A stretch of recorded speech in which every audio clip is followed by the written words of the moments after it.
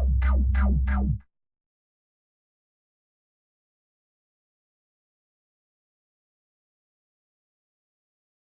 good evening, good afternoon, good morning, everybody. Everybody's doing good today.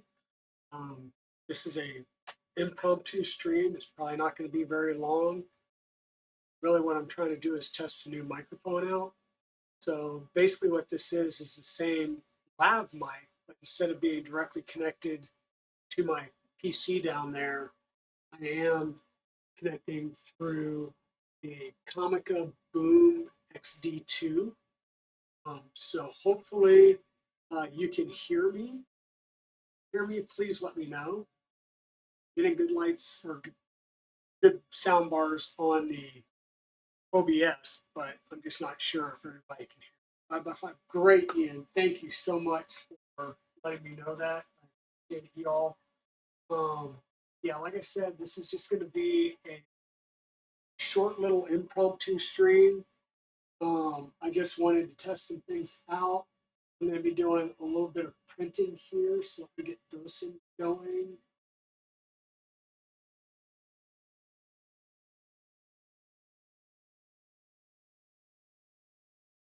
So one of the things that I noticed that I didn't have prepped for tomorrow's stream, it's tinny a bit.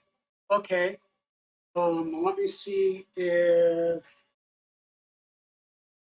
sorry, let me see if I can't turn the gain up some.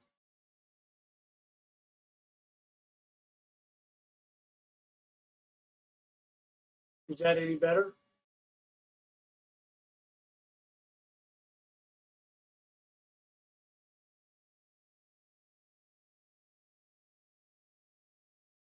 No difference? How about now? Is that any better?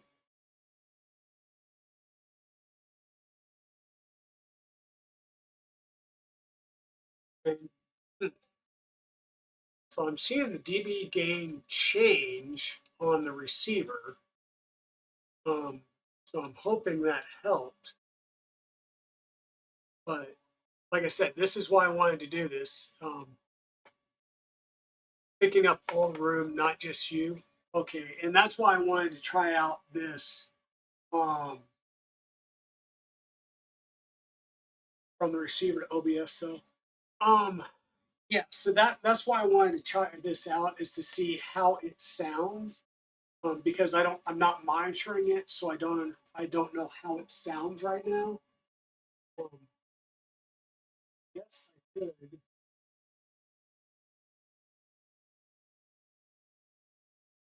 No, I don't actually get to create a console itself. Yeah, I am on a Windows. Let me see if I can play around with some of that.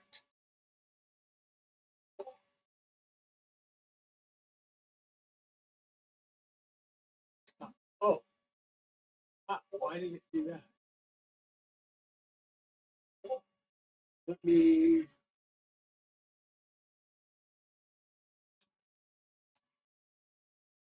Okay, how does that sound now? Apparently, I had it set to 40 and I just upped it to 60%.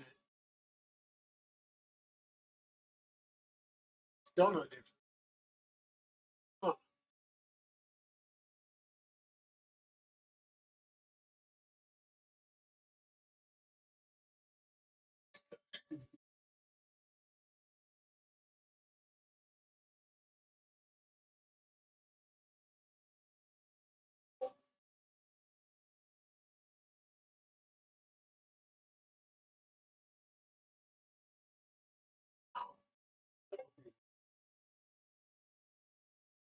So desktop audio is something else. My mic is set at 75%.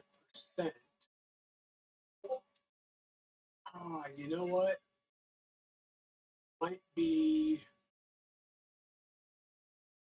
because I believe this goes as mono and not stereo.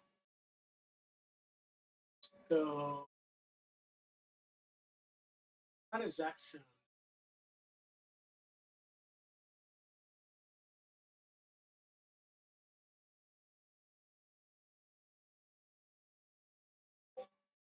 Still no difference. Okay, then yeah, give me 1 second. Go into window setting.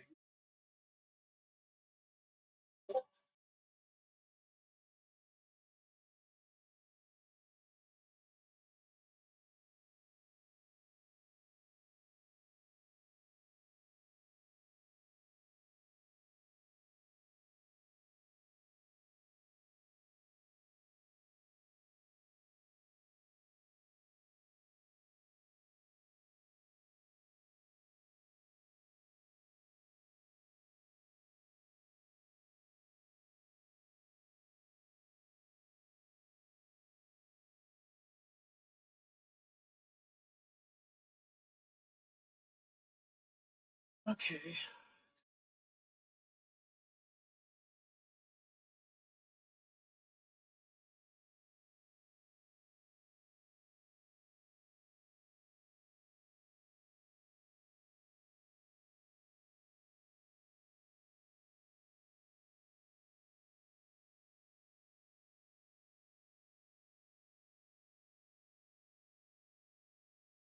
It shouldn't be using, I believe I have all of the microphones on the camera shut off. What I'm trying to do.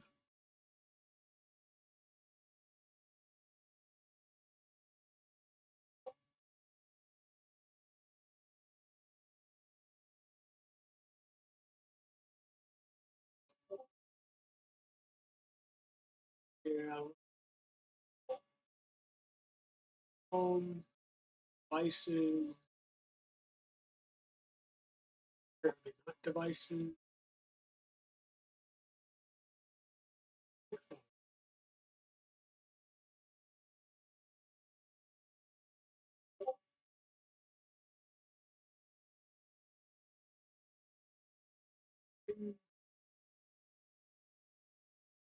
Master volume is at 100%. Input is sound options.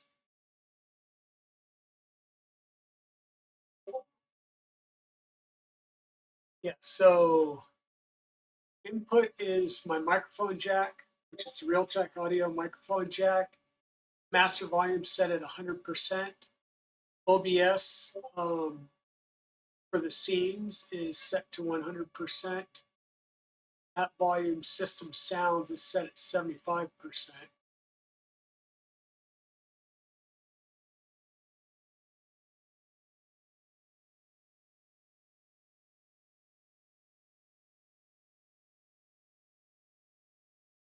Correct. My receive is into the same jack that my previous mic would. In fact, what I did was I literally unplugged my microphone from here, plugged in my receiver, and then just plugged the microphone into the transmitter so that I'm basically wireless now instead of tripping myself up all over.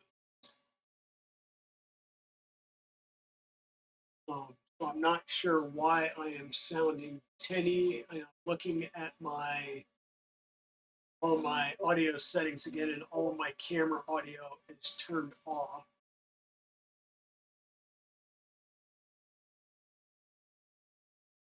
Back up to, well, if I back up over there, I'm going to be right next to it. Let me back up here and see if you can still hear me and sound is in. I am wondering now if it is Kansas.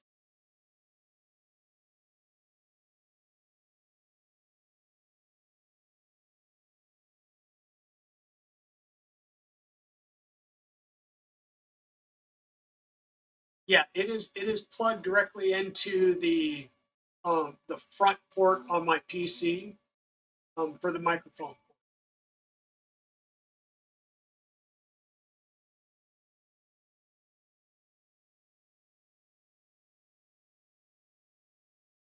And the only reason I've used that other cable is just to actually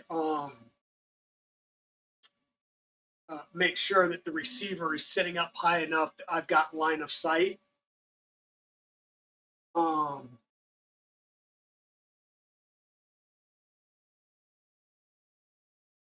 This is the Comica Boom X D2. So it was the same one that Scott at Edge of 3D says he uses. Yeah, so when I walked away, you couldn't hear me. Okay, well then give me 1 second here. Now it tells me something else. So let me go into audio settings in OBS and see what it may have picked.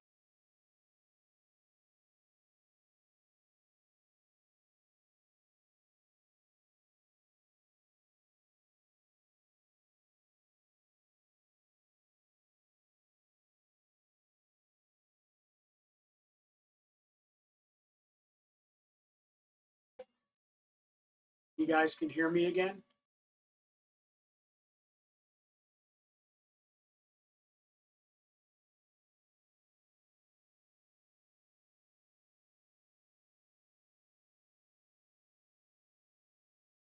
Hear me same volume, okay. And I pretty much have the gain on the mic port set all the way up.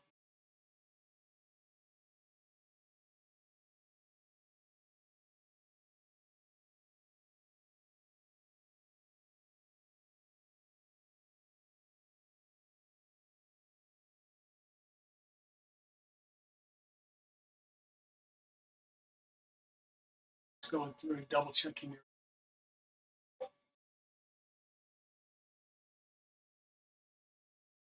Yeah, that's what I'm wondering, Zombie.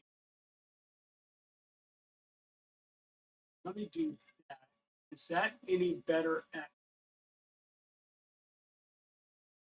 If I remember right, this is it winds up being mono. So each receiver acts as a left and a right. I'm just making sure that moving it from stereo to mono, if that changes anything. And then you said go in and shut off all the other inputs other than the Realtek knows. I can do that as well.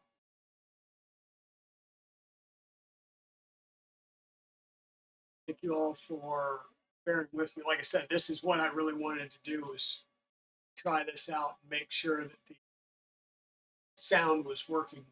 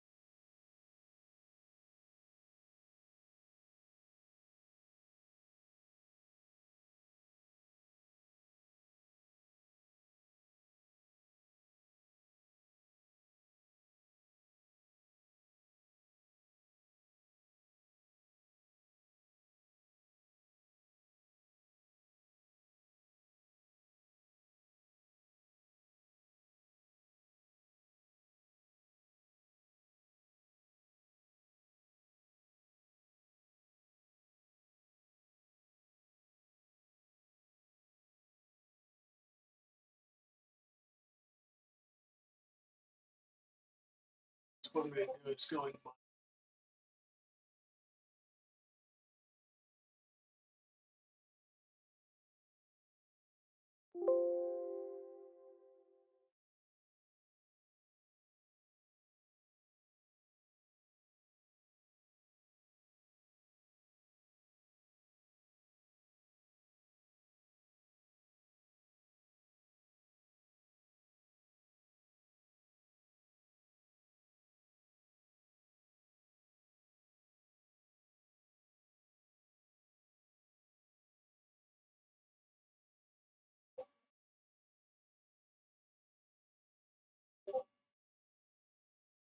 Okay, does that change anything, what I just did?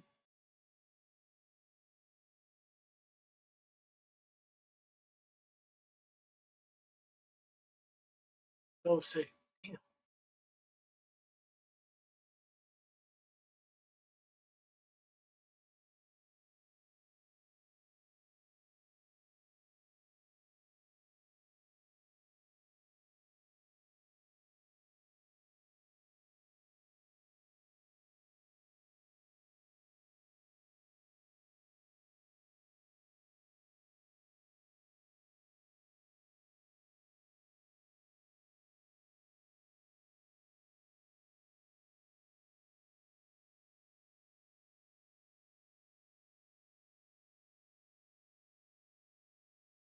Okay, so when I try and right click,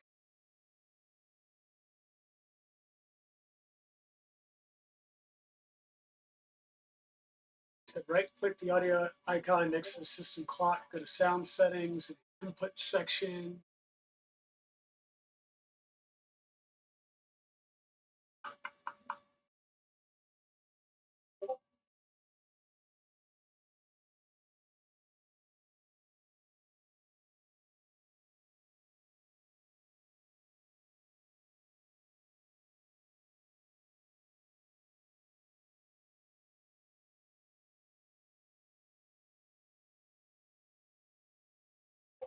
Click on everything but the Realtek port, and there's an allow, don't allow.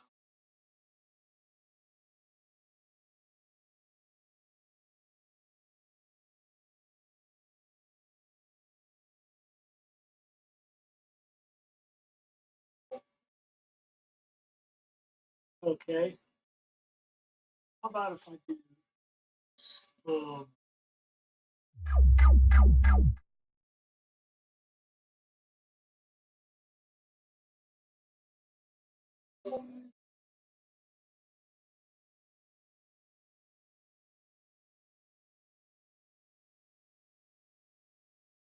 I would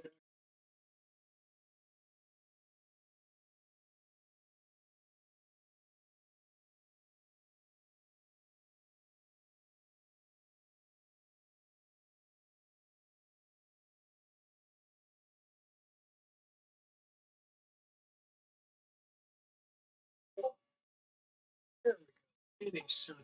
That's what I need.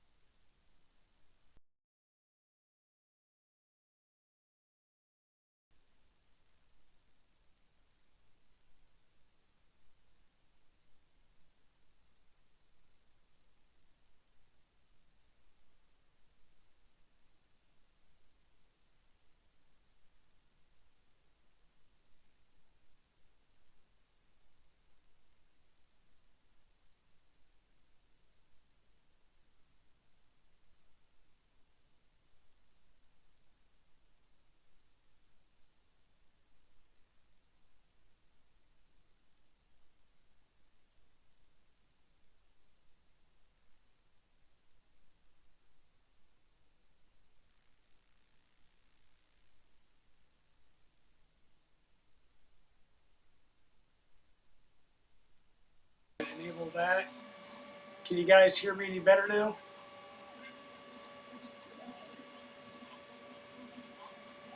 Any better, any better?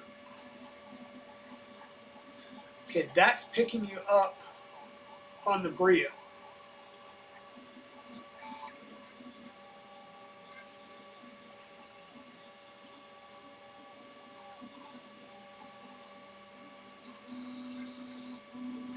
Yeah, so it's picking you up on the webcam,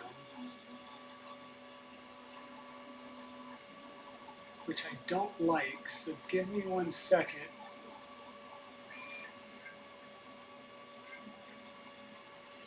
Hey Westery, how you doing, sis?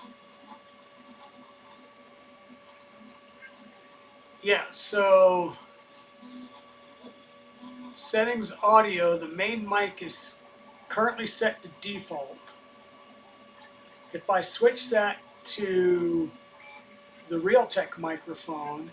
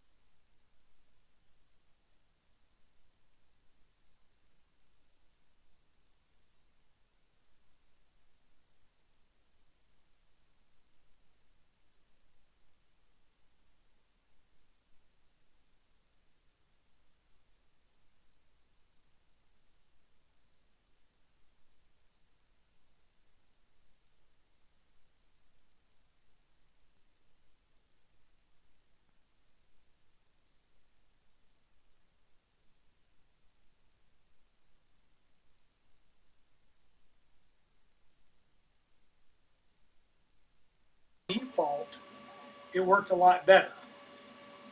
So, are you hearing me now? You can hear me now. And does it sound better?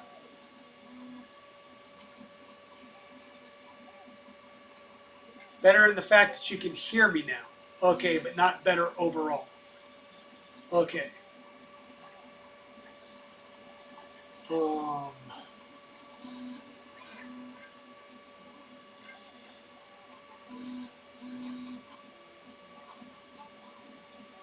Yep, thanks for making that announcement, Royal Nummy. Yeah, we are just testing out, trying to see if we can't get my new set of microphones to work.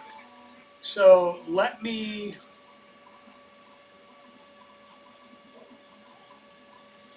set the second mic to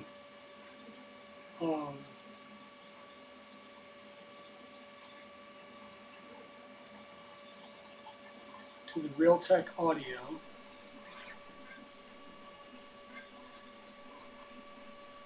Okay, so what?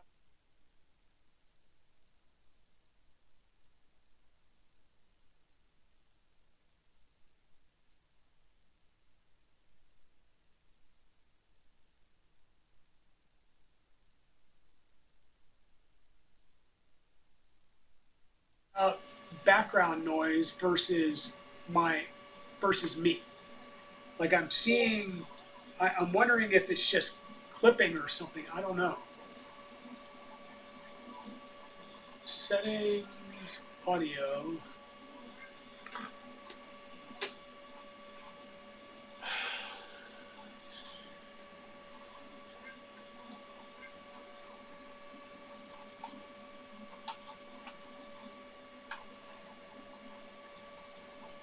Sample rates 48 kilohertz, channels, stereo, can't change that while in stream. Initial mic is set to default. Audio 2 is set to the microphone input. Yeah, there's a hum behind me. It's most likely the printers that are printing behind me. And this is just weird. There's a part of me that just wants to just do this again.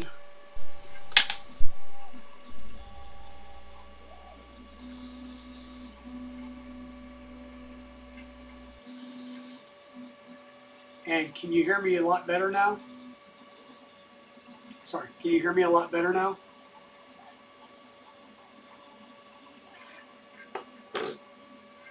Still the same, no change? Not better. Huh. Because I am seeing better audio there.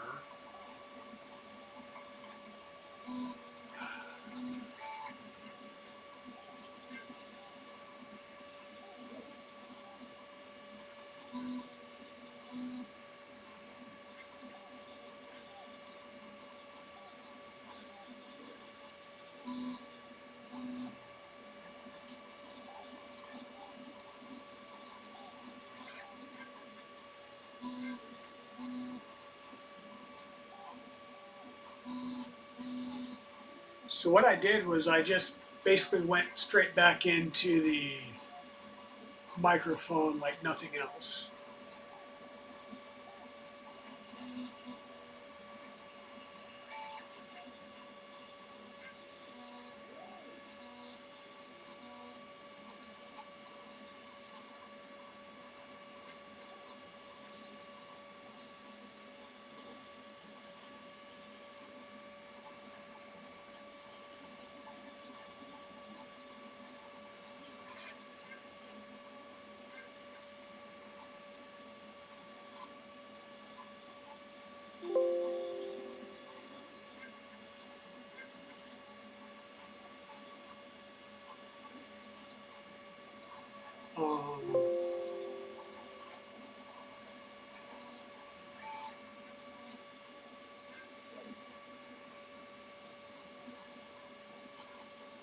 Yeah, it's still picking up the Brio mic, not the lav.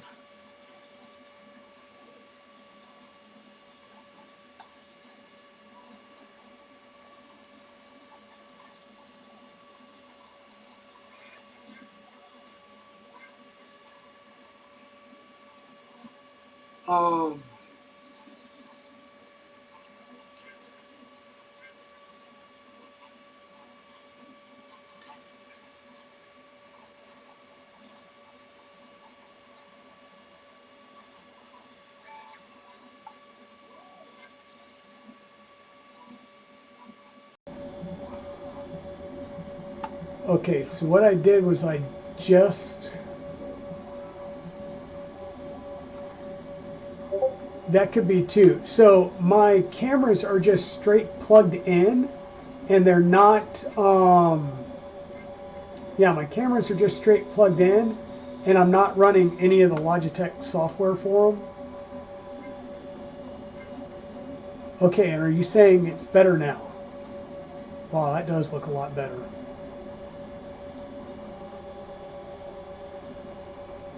So what I just did was disabled the audio from the Brio, which is the front-facing camera.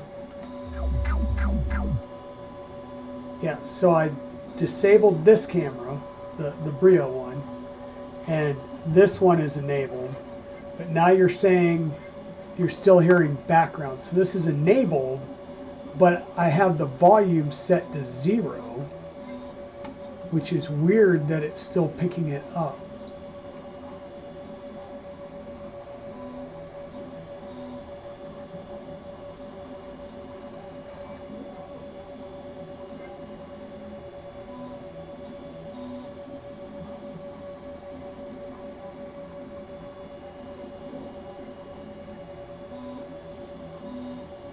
Yeah, and that's weird because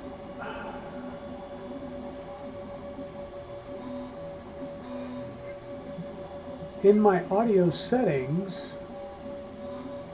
like, let me see if I can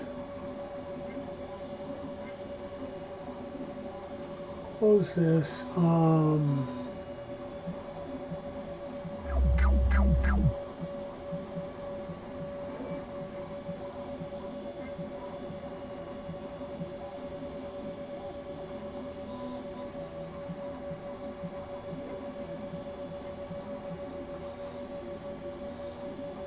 Do I just need to like create a new scene to add? Let's see, source.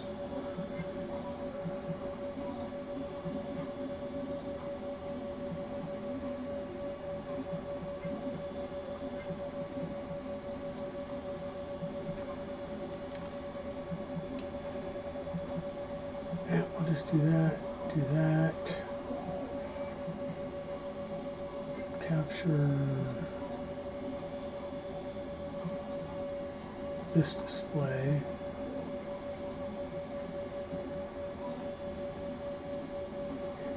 That's good. That's not confusing at all, is it? So in my audio settings, will it show my audio? Okay, so there. In the audio settings, 48 kilobit stereo.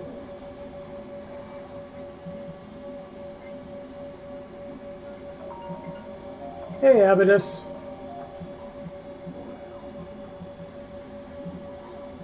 It's fine now?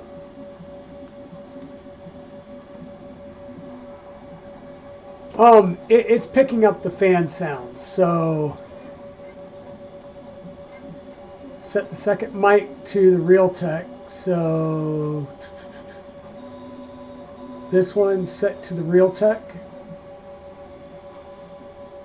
Oh, you mean it's fine? You see the OBS? Yes. So this is the first one is set to default, and my default is the Realtek. Yeah, I've been trying to work with a new mic, and apparently it's giving me fits and starts and troubles. So I just did that. I just applied that, and I noticed that my volume levels seem to have gone way down in the. So you'll see the mic aux here, which is the primary channel, which would be the default, which should be this. And then the mic aux 2, which we said is the Realtek, is still getting crappy pickup, and I'm still not sure why.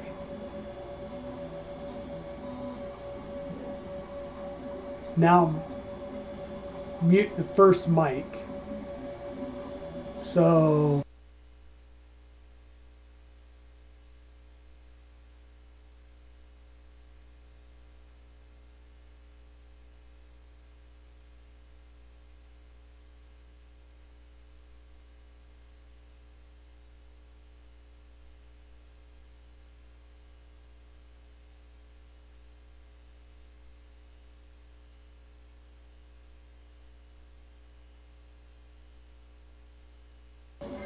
So that's what it is the Realtek is still not working for whatever reason.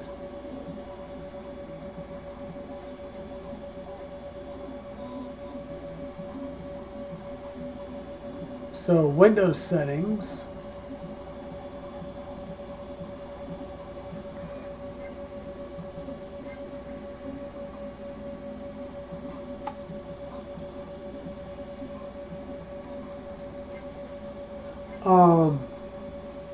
So the microphone is set to the Realtek audio. And there's currently, let me manage the sound devices.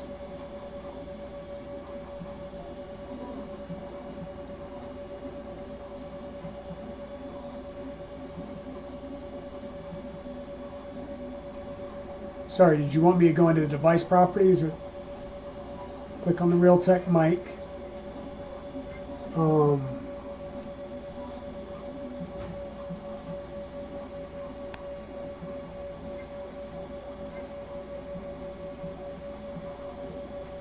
There's a bit of a delay, so I'm holding off. Okay, go back here and go into device properties. So microphone, volume's 100%. If I go additional device properties, yep, Realtek audio.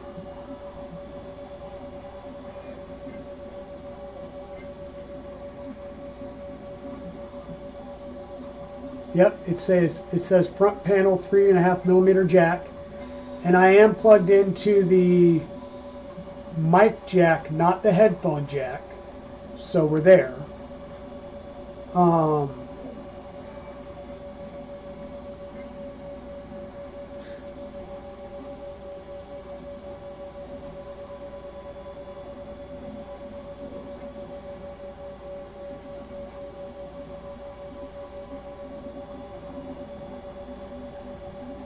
If I remember right, this does have speakers on it.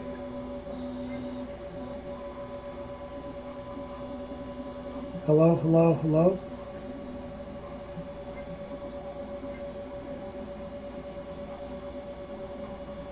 Yep, I am talking. I am talking. Yep, I am talking.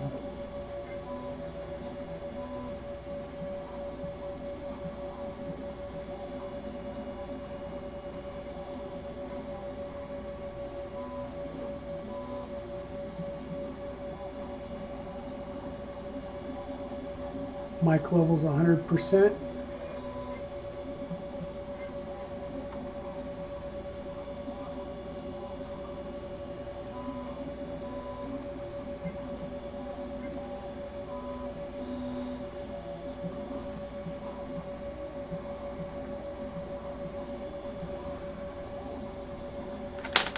Okay, give me a second.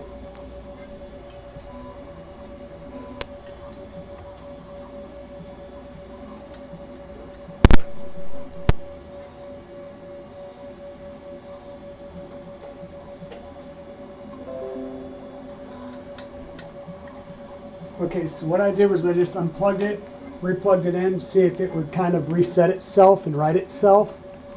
And now I'm seeing sound down here, which I wasn't seeing before, and it just picked up the mic. Can I tell you how much I hate Windows sometimes?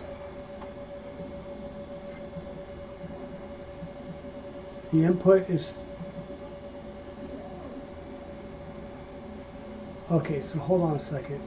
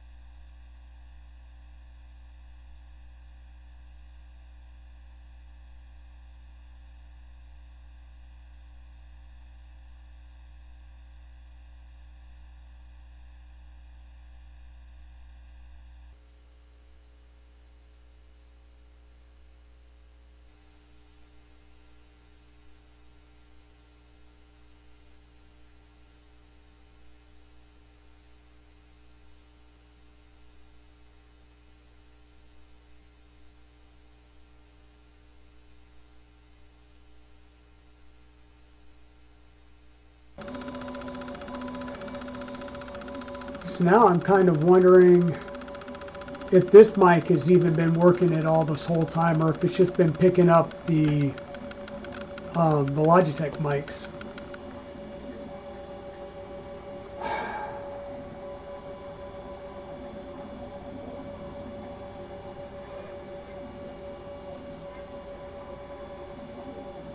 I'm confused as to what things are going on.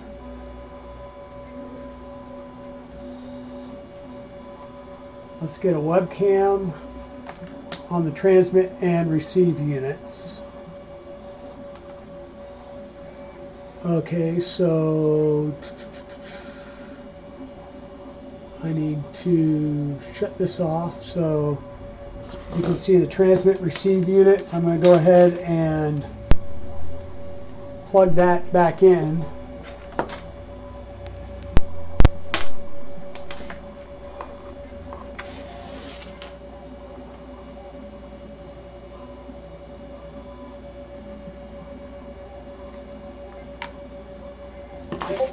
Out, in, okay.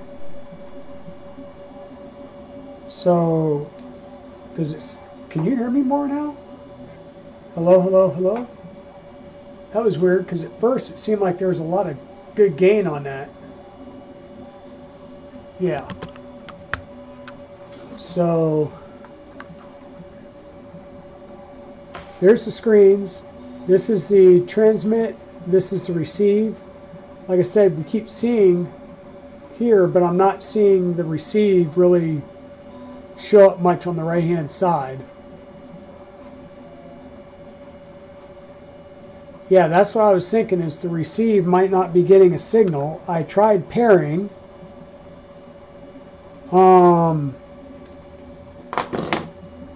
Give me 1 second to grab the case.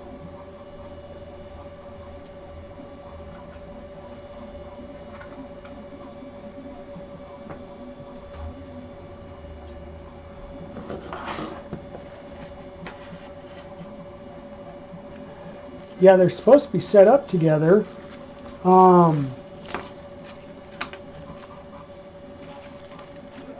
Those are lav mics for them. These are the little wind things.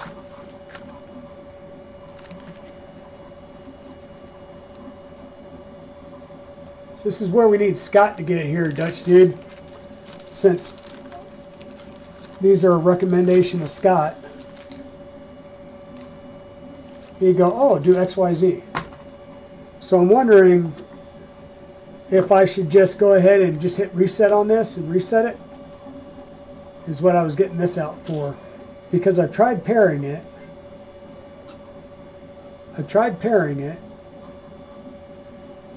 And interestingly enough, when I'm talking right now, I'm seeing the mic aux go higher, not the second channel.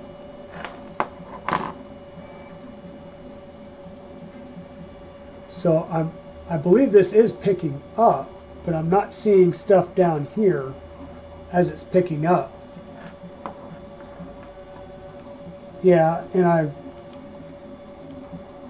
I've done pair. So I just tried pair it again. And once again, I'm getting good reception here. I'm really not seeing anything down here.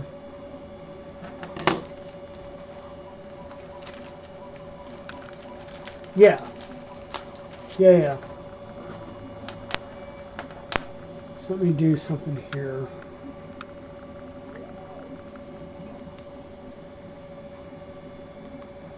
Want to make sure I didn't have it muted. Okay, I'm seeing some bouncing on the screen now. So I'm wondering, can you hear me now? Can you hear me now? Because I'm talking and we're seeing bouncing audio on the receiver now. Still no difference. So you must still be picking me up on the web camera. Okay.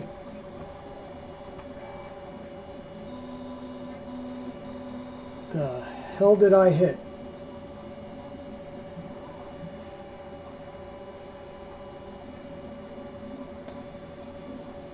Okay guys, give me 1 second.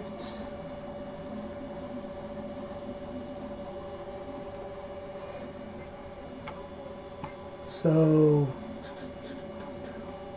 I'm starting to see, like, it seems like it's paired and we are getting signal to this now. So now we need to figure out why we're not getting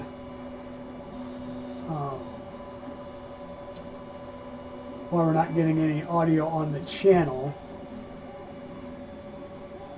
So I'm going to try something once again and work to give it just a single input, which is the Realtek audio.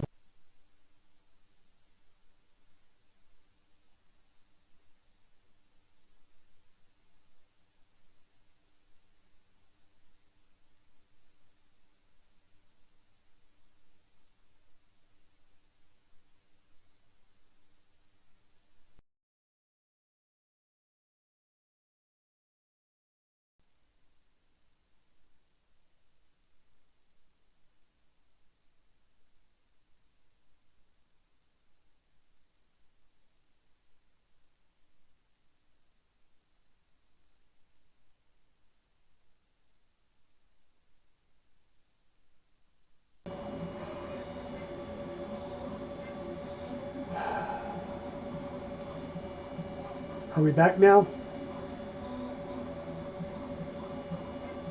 Yeah, you should be able to hear me because it's going to pick it up and say, well, this is the best one, so it defaults over to this. And I don't know why Windows is being persnickety and defaulting to audio out of the camera versus the lav mic. Because I am getting audio signal obviously transmitting.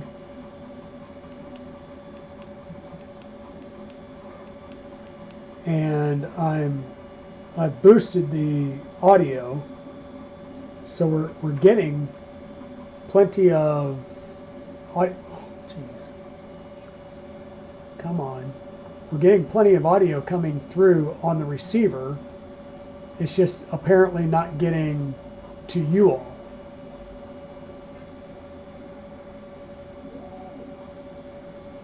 Well, and that's the thing. I haven't done anything to tell Windows that the default's the Logitech that I'm aware of. My settings.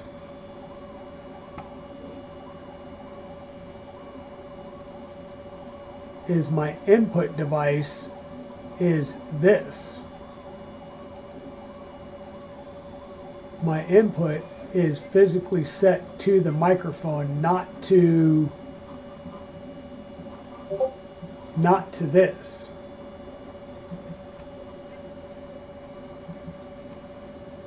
So that's why I don't know why it's picking this up as a default.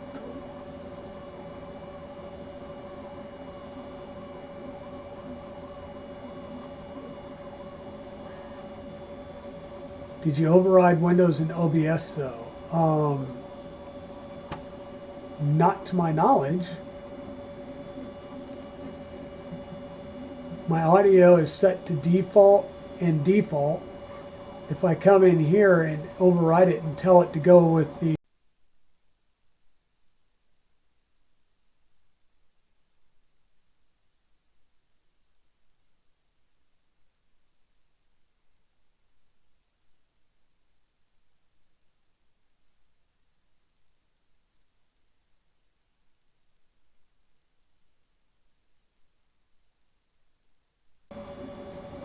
then apparently it's going to pick up over here and possibly add to it with my voice. I don't necessarily know if it's the RX unit or if it's just this, Windows choosing the camera as the default.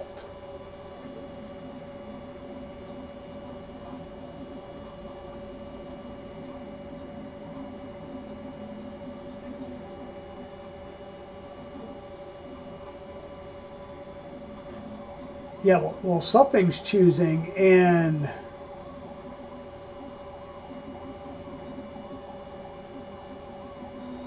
yeah.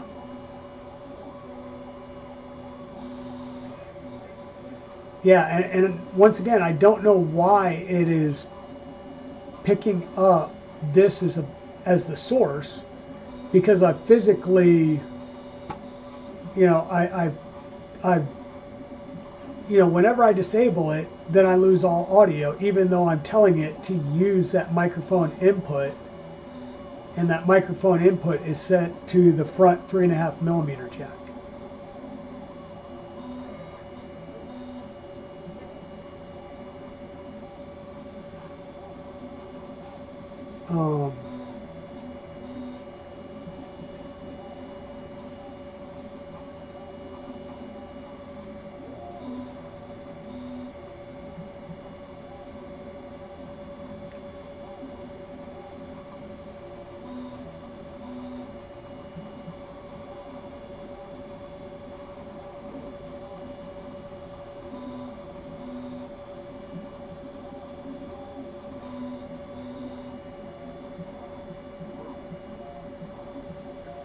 Yeah, it's set to the Realtek by default rather than the ProStreamer webcam, so that's why I can't figure it out as to why it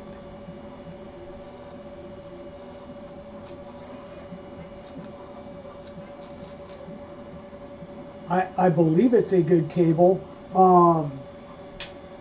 Give me 1 second and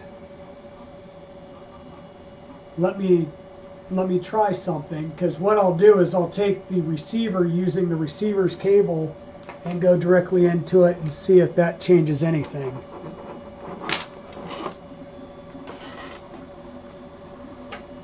Bypass that cable altogether, put the receiver cable in.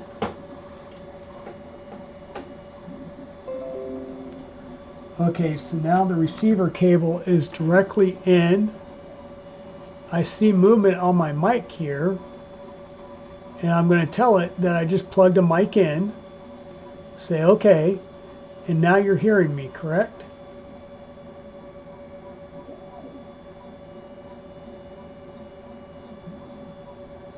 Is this movement my Logitech though? Because once again, that's what's killing me, is it's... So if I come in here and close this off, once again, and come back, I'm still seeing movement on this microphone. And you've lost audio.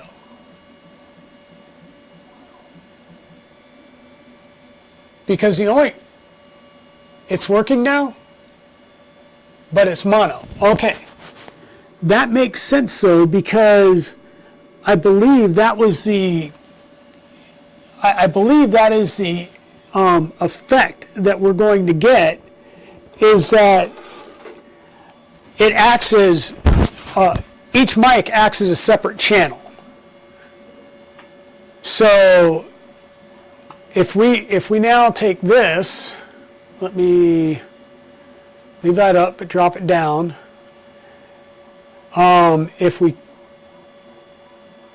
come in here, go into our settings,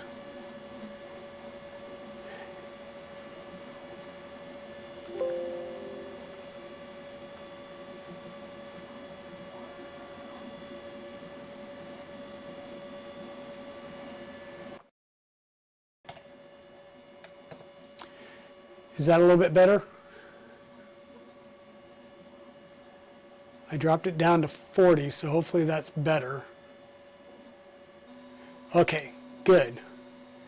We're making progress. Now if we come in here to settings, audio, we're set to default, so that's good. In the audio mixer, the microphone, if I set that to mono, it should provide the same out of both sides, right? Yeah, so that's the thing, is these have to be set mono, because one comes in on one channel, which would be the left, and the other one would come in on the right. And so basically, it's almost like what I'm hoping is, if I'm doing a long stream and one of these craps out, I can just turn the other one on and keep going. So hopefully that should work. Yay! Is there a gain on the mic itself? I feel like there's still clipping.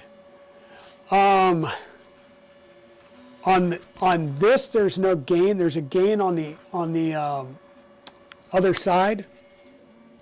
But I do want to do something now and just see if.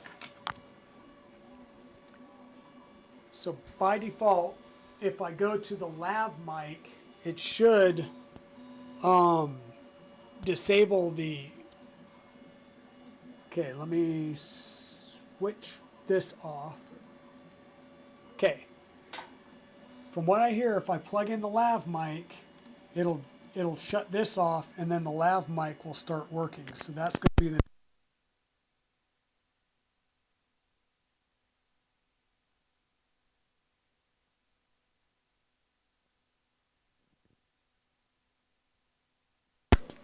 Okay, are we back? We're back. Good. Okay, so, and this is the lav mic for the other one, so that might not work at all anyhow. Let me grab the lav mic that came with this set and stop trying to just cut across different pieces of equipment, because that never works as expected, does it?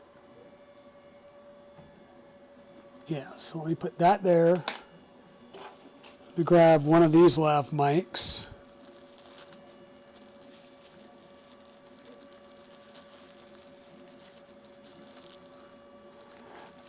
Give me a second.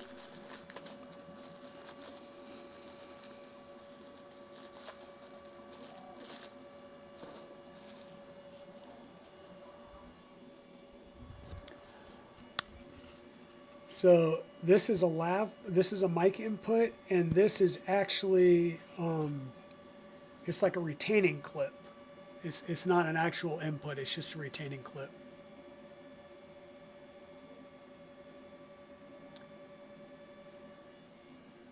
Yeah, so what happens is the mic jack goes in, and this is the retaining clip that you were seeing. So this has the two bars, and this has the 3 bars, so that might be part of the problem. So let me see if I plug this in.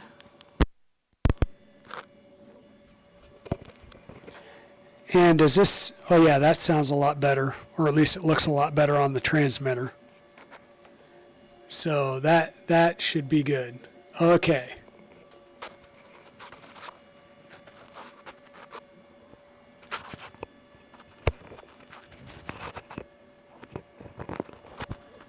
So we'll plug that up. We'll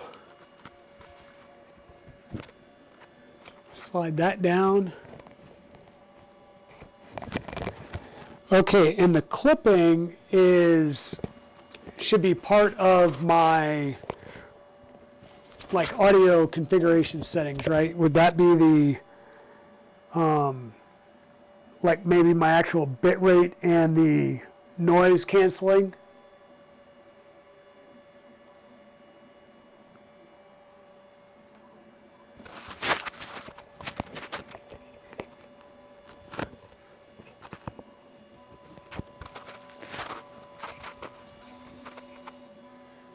You would do it. Oh yeah, I forgot about that. On the transmit unit, I think I had jumped up the gain. So hold on a second.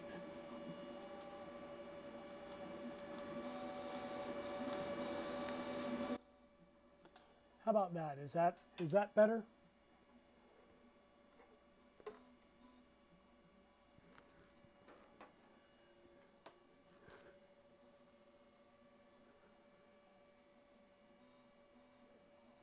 Yeah, I forgot that when we were testing earlier that I had actually pumped up the dB gain on the other side.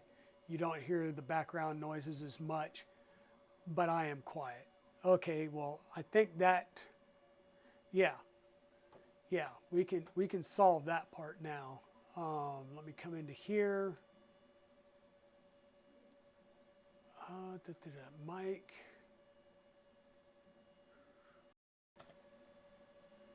60%. That should be a little bit better now.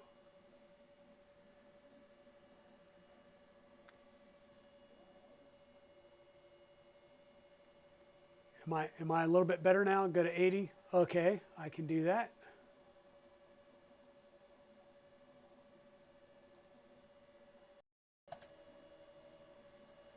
Okay, how is that? Is that much better now?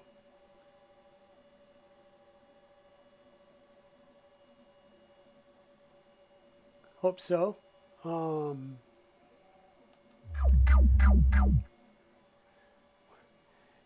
Don't hear a difference between 60 and 80. Oh, that's interesting.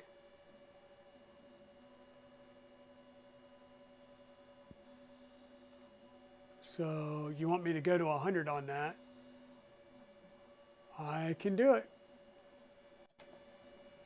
100%. Perfect now. Maybe do a bit of gain on the transmits or the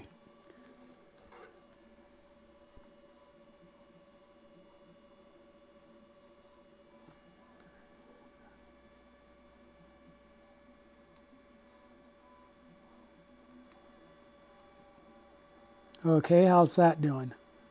Is that a little bit better?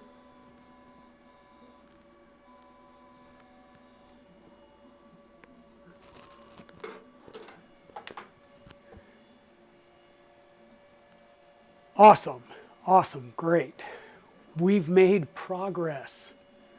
We've made progress. Thank you guys so much. Yeah, this was really the whole purpose of tonight, and I was hoping that, you know, I always hope that I'm just going to plug it in, it's going to be great. Sounds better than the other setup? Good, good. That was the other good thing I was hoping as well. Because I'd hate to spend, you know, this much money, and the biggest benefit I get is the ability to walk around a little bit easier.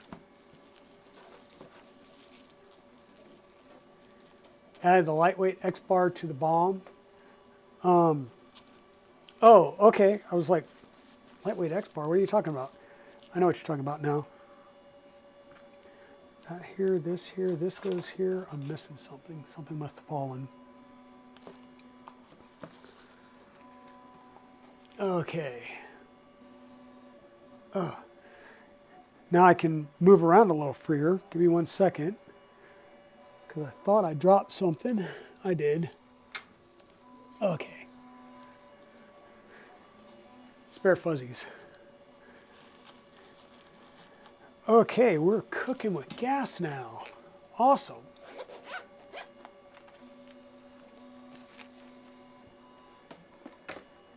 Okay, go back into OBS, the 3 dots, click on filters. Okay, oh, I thought I had audio filters set up. Apparently there are none. Yeah, I can change the bot stuff. The racks behind me, Dutch dude, they are Craftsman racks from eBay. Or, I'm sorry, not eBay, Amazon. Amazon.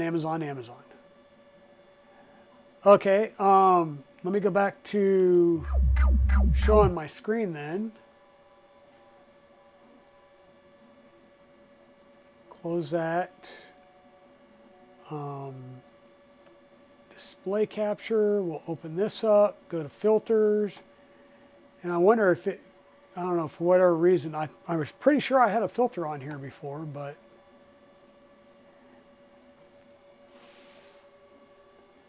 oh, hey, Royal Nomi.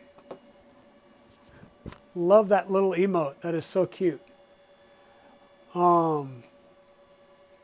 First one will be gain. Okay.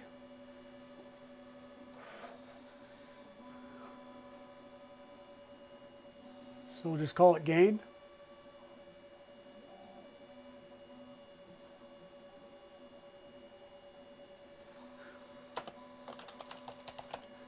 Gain staging and set it to about 15 dB.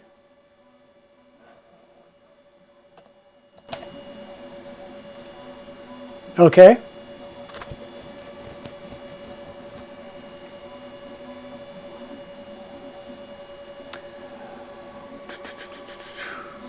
Yeah, we'll go with noise, not noise.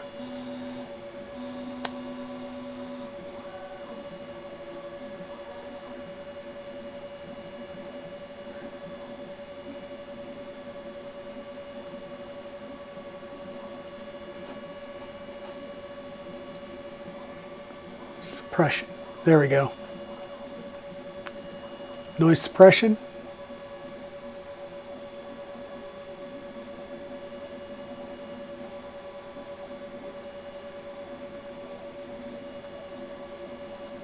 Okay. And method will depend on my system. Okay.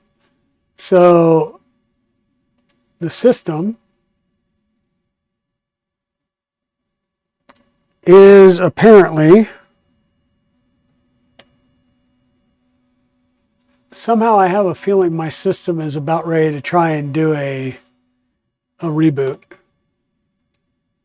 Here we go, just say about. So it's a Ryzen 7 3700 8 core, and I've got 32 gig of RAM.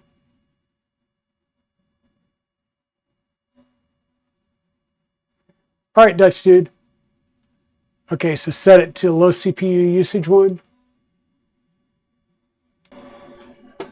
Okay. What kind of video card? Oh, you were going to ask me that.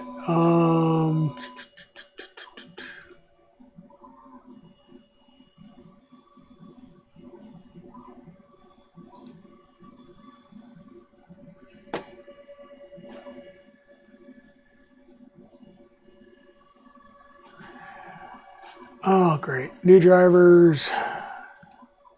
No, not what I wanted.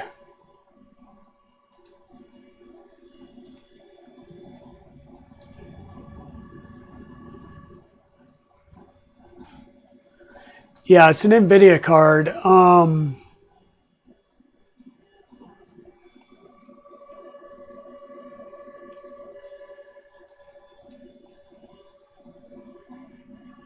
Okay.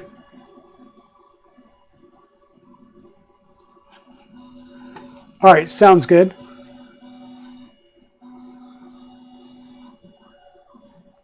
So leave these two, leave the suppression level the way it was. Okay, third one.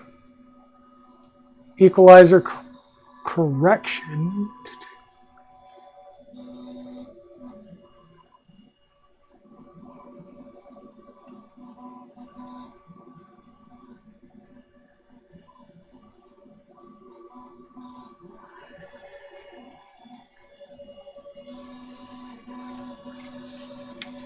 On noise, turn that up higher. To turn it up to about what?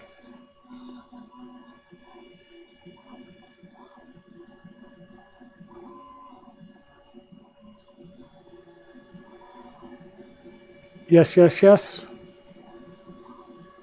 Almost all the way up.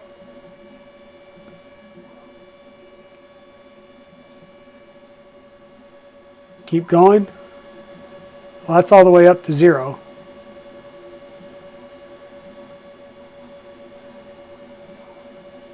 Go back down the other way.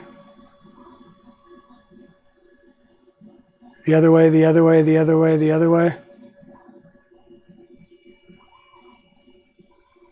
-20, okay.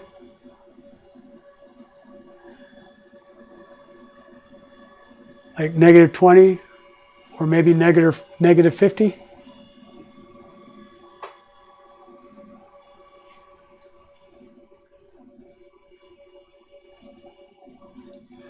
Here's -50.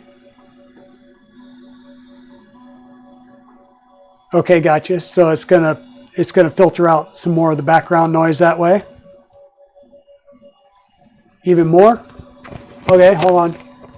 Just trying to figure out what was scratching me. It's this Velcro thing.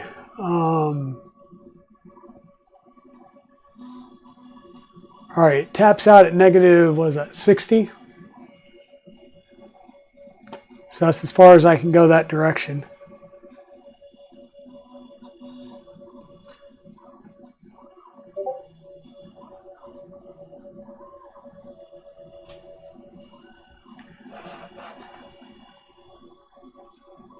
Yep.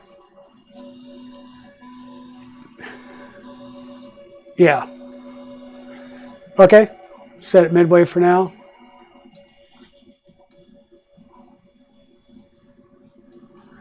All right. Add a third filter. Now, I've got a 3-band equalizer.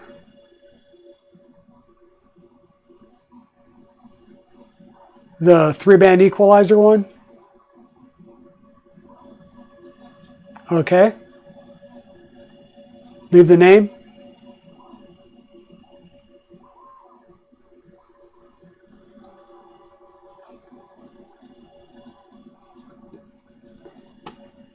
And what kind of settings?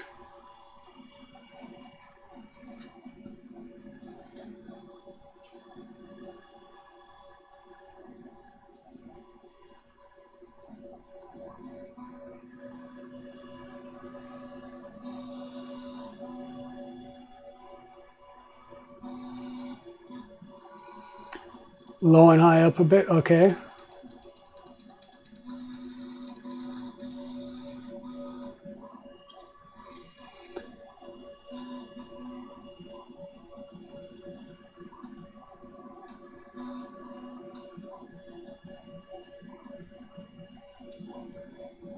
Okay. Sounds good.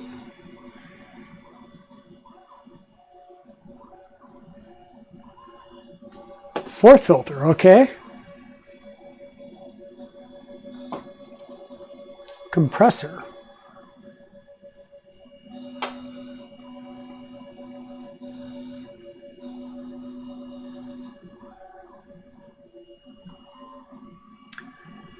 Ratio about 5:1. Okay.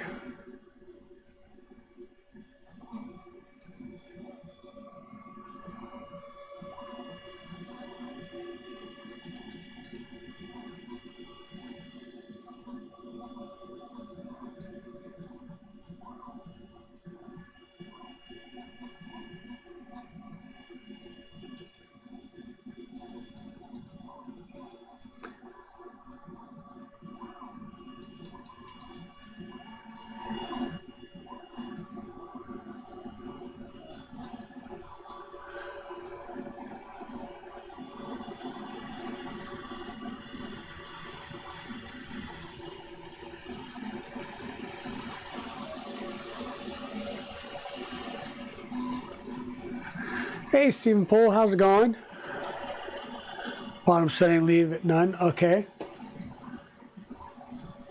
We're doing good, Stephen Poole. We're playing with some audio settings because I've got a new wireless mic set up, and we had to do a bunch of troubleshooting to get started because Windows just didn't want to play right, and then I think it was just a cable issue.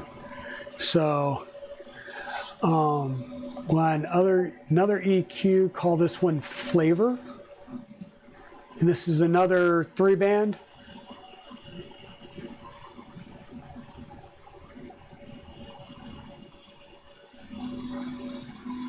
Okay. Flavor. Gotcha.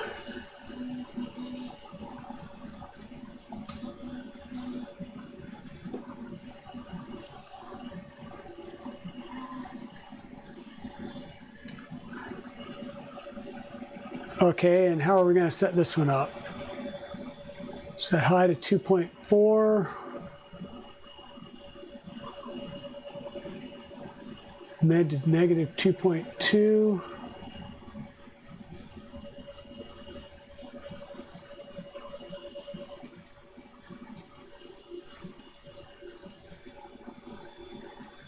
And low to 2.5. Okay. Got that set up.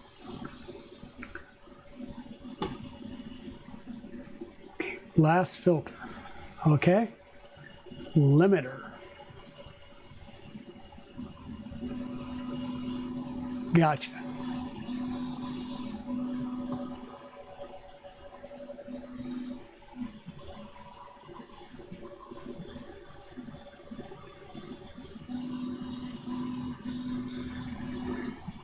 Negative 3.5 dB.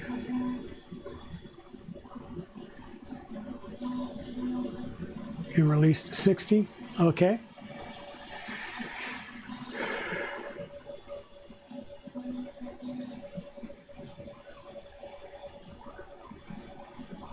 Oh, very good. So when I raise my voice, it's not going to blow everybody out. That's awesome.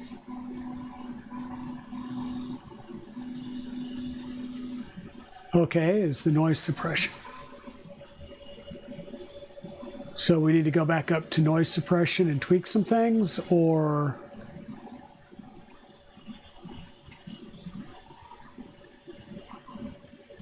Oh, that would be the noise suppression that we need to do via NVIDIA itself directly. Okay, so we can close that. And we had talked before about just dropping this back down from 100 to maybe 80 and see where that gets us. Is that a little bit easier on your ears? Okay. Nice. Good, good. Made some good progress, I think.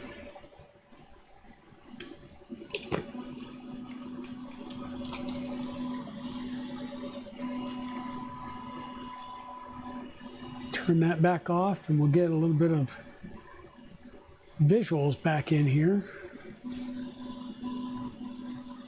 Yay.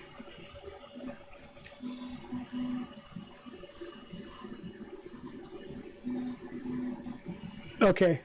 Yeah, I'll have to work on doing that and download that. So you said NVIDIA broadcast.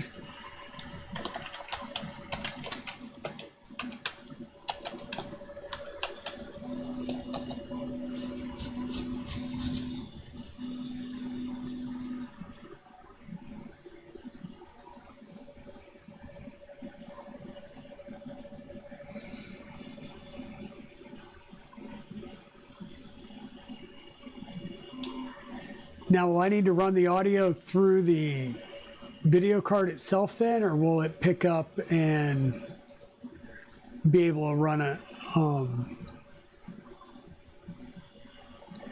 Okay, it'll just use the video card for the noise suppression though.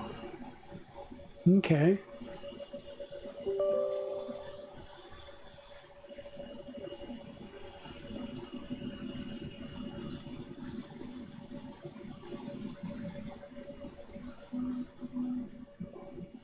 And just do the express install.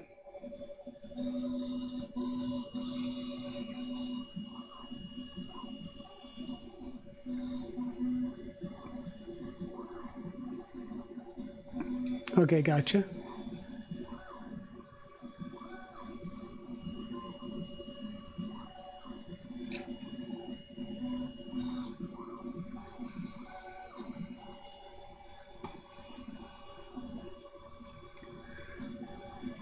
So it's working on its things, and yeah, I can see that background noise back there.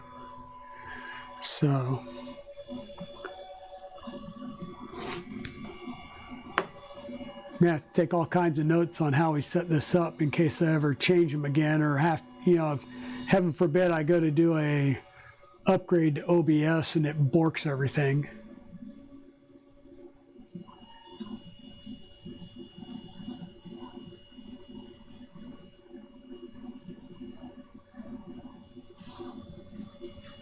Okay, nice. Yeah, once this gets downloaded, I will definitely go ahead and do that.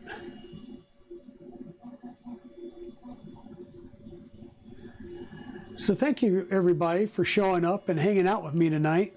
Like I said, I didn't have really a whole heck of a lot to do. I was thinking about doing some fiddly stuff, but I really wanted to get this, you know, the new mic squared away. That way I can charge everything back up tonight and have it good for tomorrow's stream. Hopefully, it's probably not going to happen tonight because I have to still do yard work. But tomorrow after stream, I plan on going out and setting up the saw and cutting the panels because I did get the acrylic in last weekend. I got it from Amazon Abydos. It's the, what is it again? It is the Comica.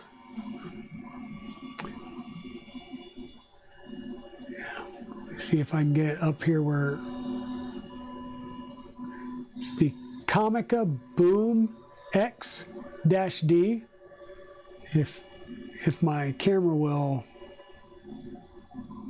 do its thing finally and focus. Anyhow, it's Comica Boom XD. And I believe this is the DX-2, which means it's got, there we go, finally. Yeah, it's the Boom X-D. And I've got the XD-2, which actually has 2 of the transmitters and 1 receiver. And yeah, thanks, Ian. And yeah, it's depending on which version you get, there's different versions. Like there's one that'll have a USB based receiver that would plug into your smartphone. So be very careful and look for whichever one works best. No. I'm not going to I'm not going to use the table saw on stream. After tomorrow's stream, when we're done, I will go down and cut the side panels because we should be to the point, hopefully, where we can start putting some panels on, say like Tuesday, because we should be able to start getting first movements out of this printer on tomorrow's stream. I guess it might help if I change my live scene a bit so you can actually maybe see me. Hey, how's it going? For those of you that are new that have just come in, Abydos, I believe you've been on a little bit, but my name's Digital Dragon, aka Luke. This is the Dragon Den. A lot of what you're hearing in the background is the Voron 2.4 printing right now. I've got a little bit of vibration somewhere, so I may have a loose screw, so I need to go through and retighten all the screws. Or it may be something that's sitting up here on the top. I've been printing stuff to do a Nevermore. This will be a Nevermore setup that will probably go on the ZeroG that we're working on, as well as part of a Nevermore setup that will mount underneath the bed here. And I've got a few other things that I'm working on. What it's actually printing right now is a new skirt panel, because I did a skirt that would have a separate inlet plug with a separate switch that would be mounted in one of the legs. I've decided not to do that. I'm going to actually just do a straight integrated switch, so you'll have the plug and the switch all in one. So I'm going to do this instead. So I'll just swap out that one skirt piece.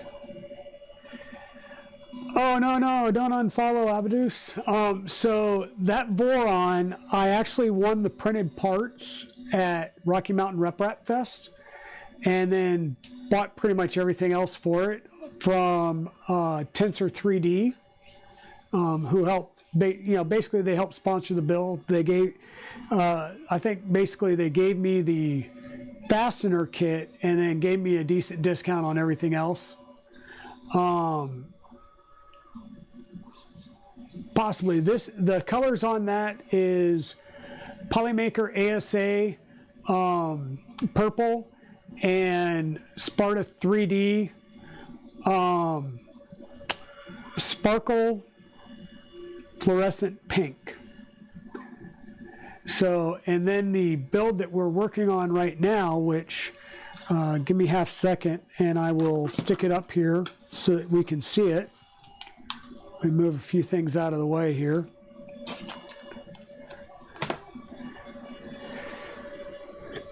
And it's starting to get heavy already.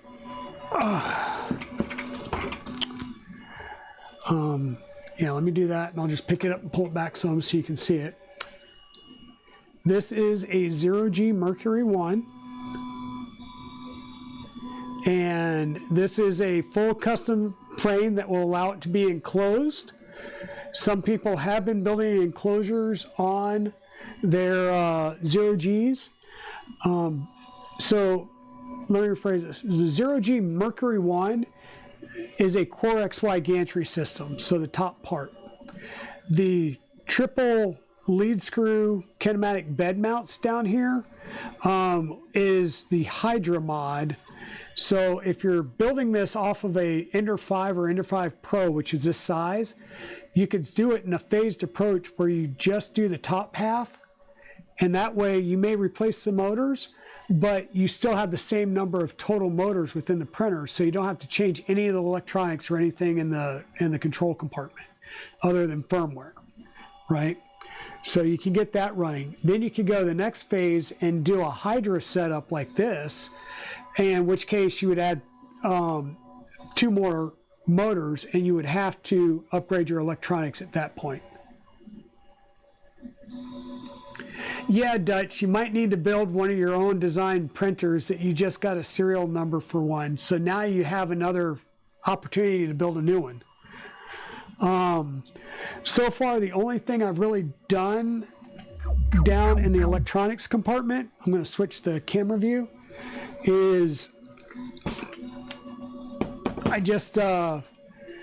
we've got a UHP based power supply, which is nice because it's about half the width of a normal power supply.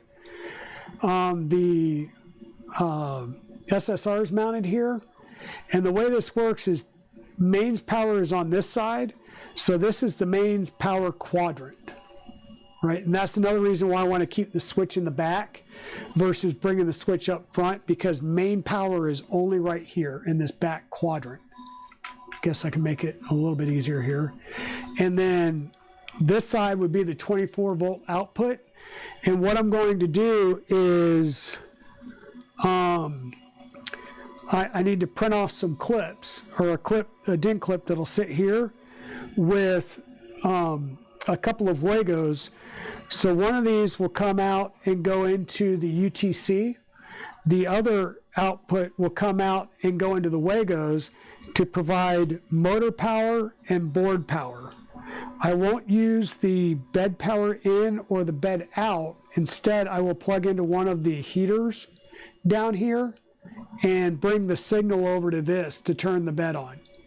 Because in order to use the bed out, you must supply power to the bed in, and it's really not needed because we're using an SSR.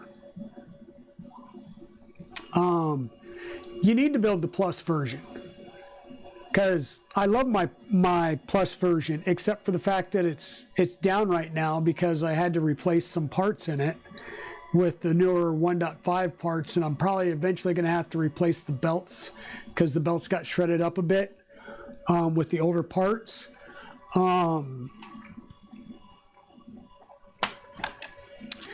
then one of the other things that I just printed are some of these end stops.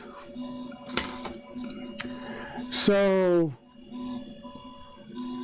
yeah, this piece here will get screwed on, and then this will just be a cover that slides over the top of it with the ZeroG logo, and these will be the end stops so I can put it at the back to keep it from popping off the rail.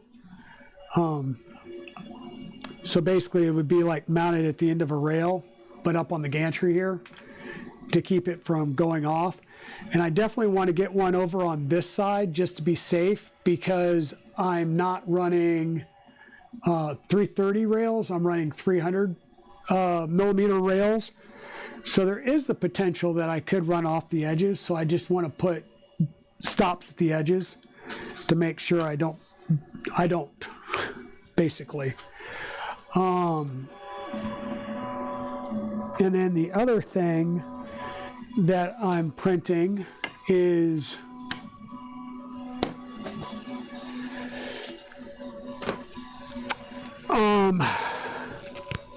the mounting plate back here for the EBB. If you mount it directly to the standoffs, it gets canted. So I'm printing off a mount, and I realized that the one I printed off was in the wrong color blue. So I'm going to swap this one out because I'm going to the sparkle blue for the 5 Plus downstairs. So I'm going to reprint this part, or maybe I'll swap this one out and just use the graphite one on the current build. But this is really what I wanted to start putting together tonight, would be the filament sensor, get that mounted, and basically kind of get everything here mounted up tonight so I can get the motor and the filament sensor installed. And that's what I was going to work on tonight. However, the audio took way too long. You need the new Fysetc gantry and 330 rail on X. Yeah. You need our EBB mount to make sure the heater wires clear the fan. Make sure the heater wires clear the fan. What heater wires clearing what fan? Because I can tell you right now, these heater wires, I mean, there's a good amount of space right there. This clears the fan, the 5015 fan, part cooling fan, very easily. Okay, hold on one second.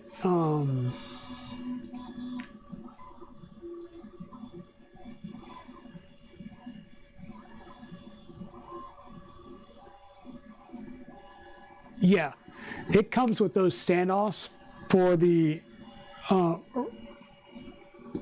was that in the, yeah, I think it's for the EBB mount. So, okay, give me 1 second.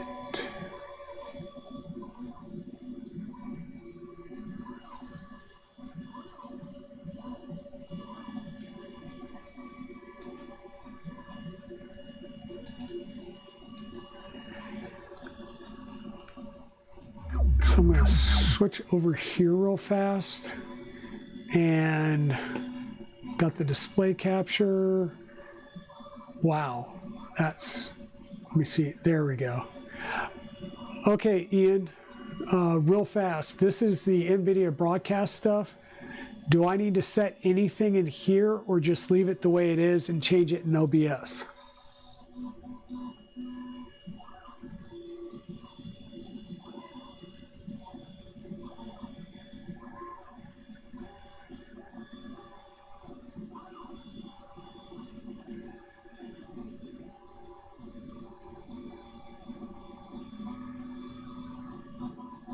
Okay, so this part is okay as is. So I just need to come in here to the settings.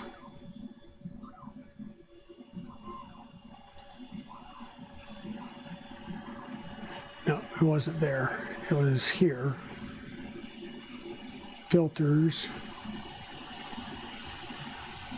And then under noise suppression, switch over to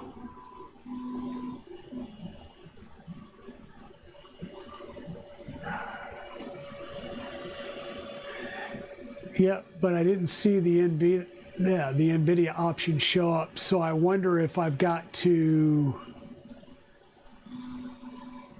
I may have to bounce, yeah, I may have to bounce this before it shows up in OBS, yeah.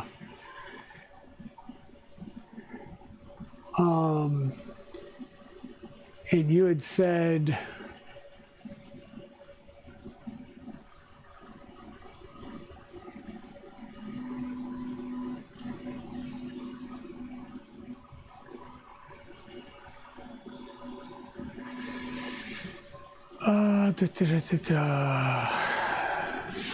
sorry, I'm trying to grab this stuff real fast. intensity to 0.99.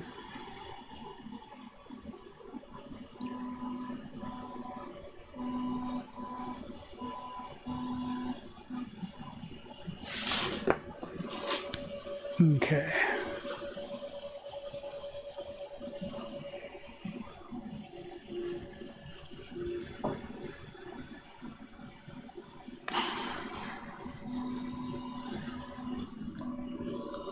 And you said you wanted me to drop this some, so where are we at right now? We're at -8, so go to -10.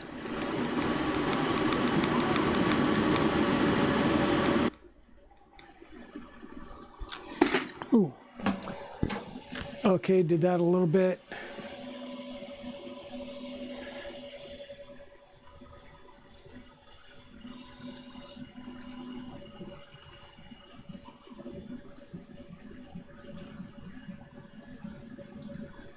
Yeah, it's not giving me that option there, so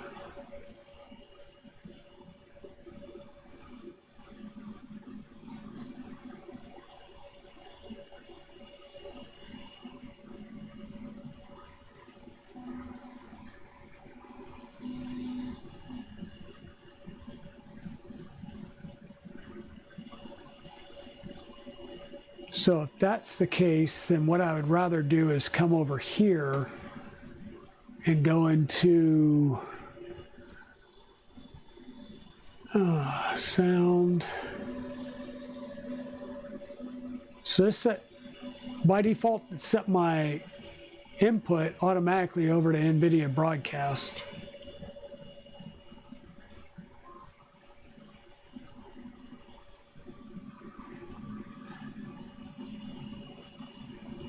And I'm fearful of really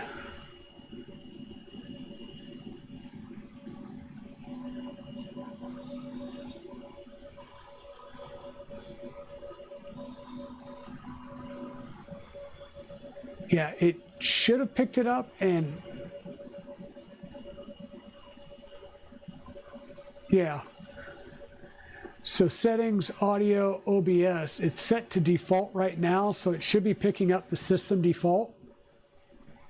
If I tell it this, normally that caused me issues, but we'll see. Hopefully I just didn't, yay, things at least stayed in place, so that's good.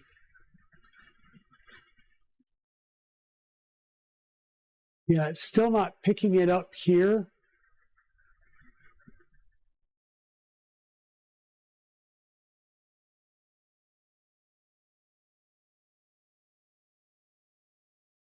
Background noise is mostly gone.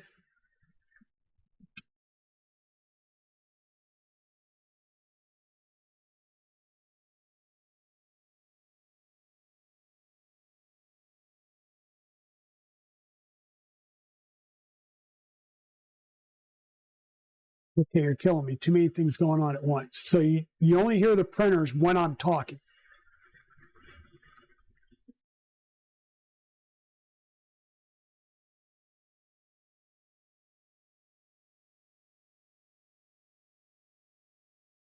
Okay, and by telling it to use the NVIDIA broadcast, then you're saying I don't need the noise suppression filter in OBS anymore, and I would just manage those settings in NVIDIA.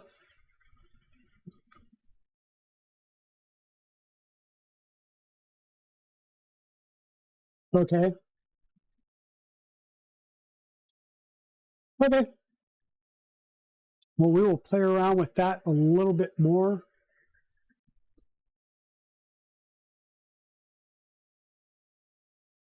Okay, so, not that. Go here, filters, and you said click on that and remove.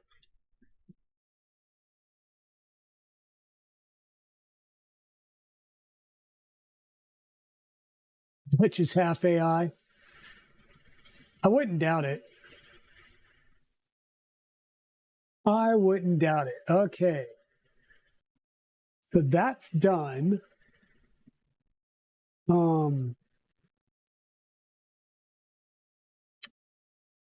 window.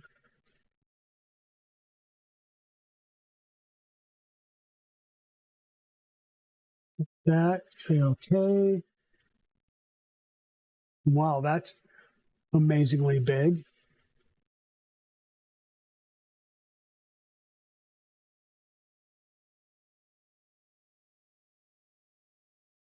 Being zoomed somehow.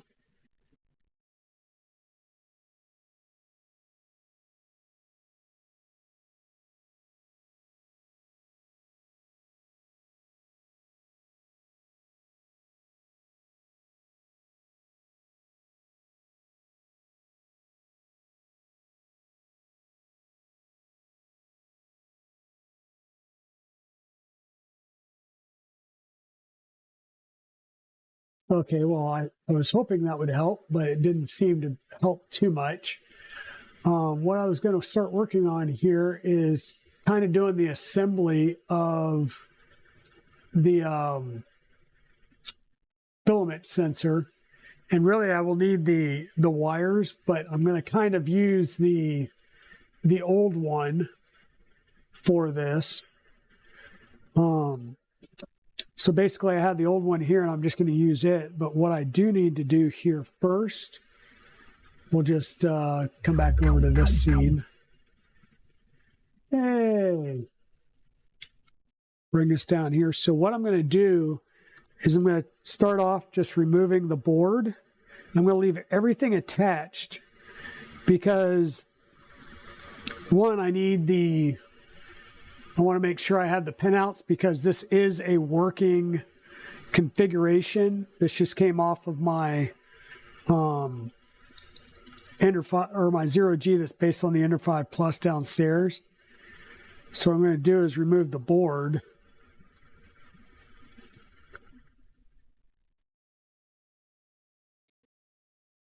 Move that to the side. Take it off the mounting studs here.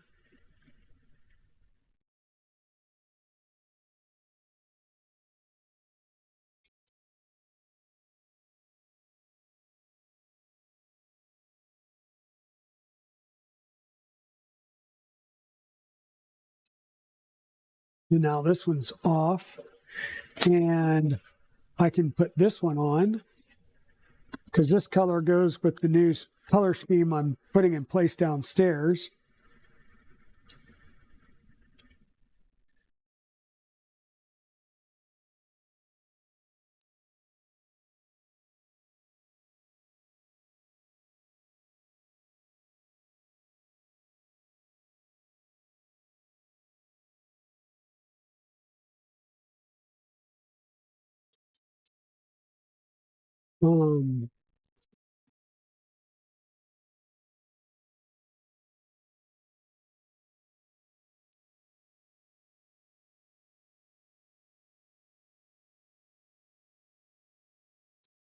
Like I said, what we'll do is we'll just use the graphite colored one on the new ZeroG build because why not?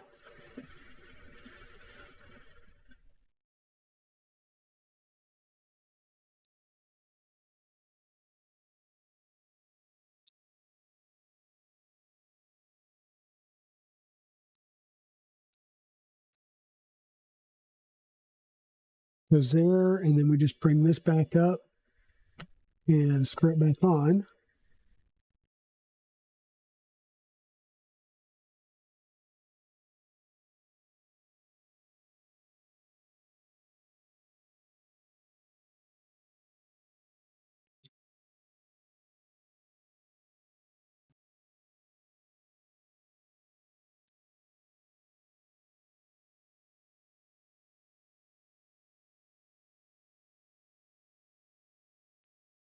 And there we go. And this is going to be our template that we'll use as we start to build the other one up.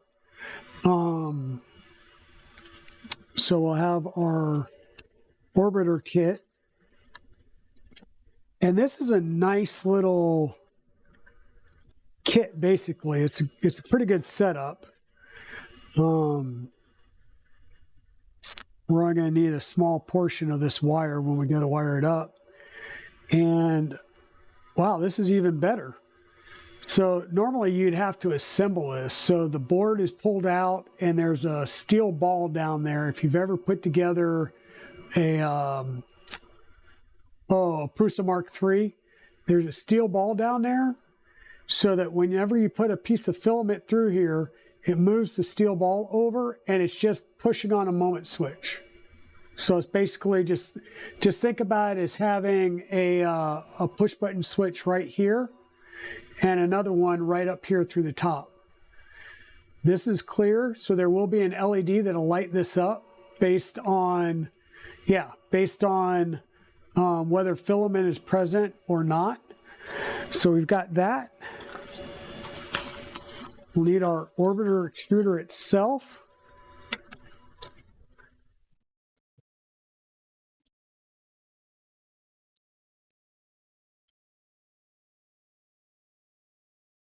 And I'll say one of the nice things is that I have already done a vast majority of the coding because it's coming from a working printer downstairs. All I needed to do is really change the sizes in it. So the printer.config file is pretty much set up because this is a like for like basically the same setup as I use downstairs. It's just a different bed size. Give me one second. I need to find my standoffs because I thought the standoffs were in the kit, but I think the standoffs I used here are actually mine. So I need to find those real fast.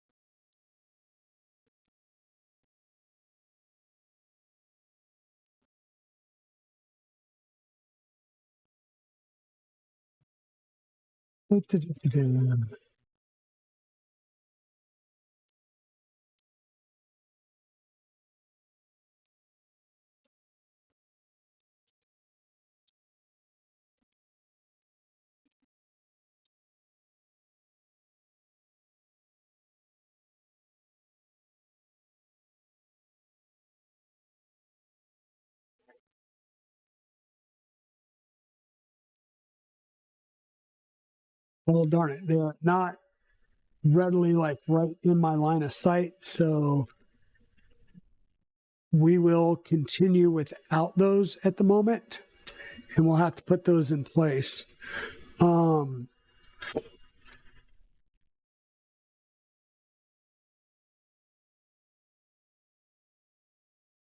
that was the other thing we were going to do real fast. Let me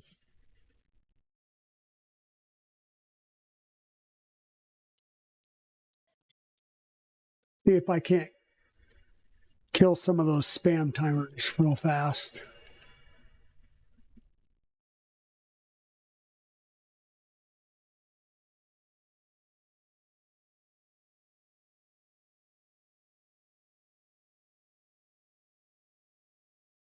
Really slow them down a little bit.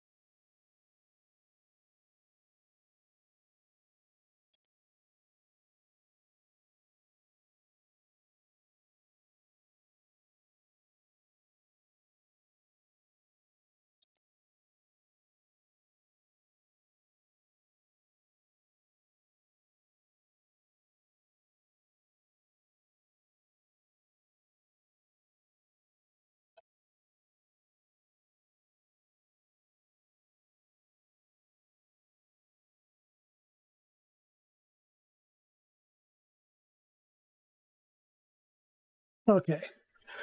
Hopefully those will make life a little bit easier.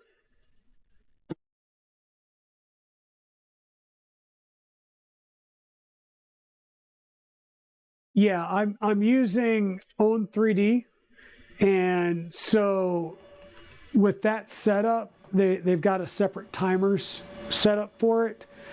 So I just went in and slowed them down a bit. So the way this mounts,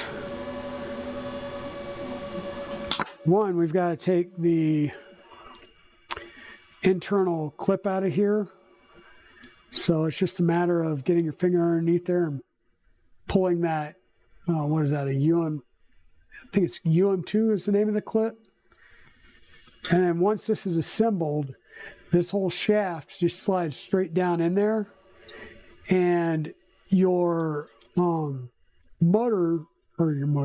your filament sensor mount will line up right at the back there. So we'll have to remove these screws on the motor so that we can, or not remove them, but pull them out so that we can get the sensor to slip down on it or in there. I guess we do have to take it all the way out because it sits between the motor and the filament, or the all right. No, it goes after the motor. Oh, there we go. Yeah, so it just slips on right behind the motor. So see that there? So we just need to back these screws out enough so that then we can drive them back in, and your filament sensor will be installed. And this should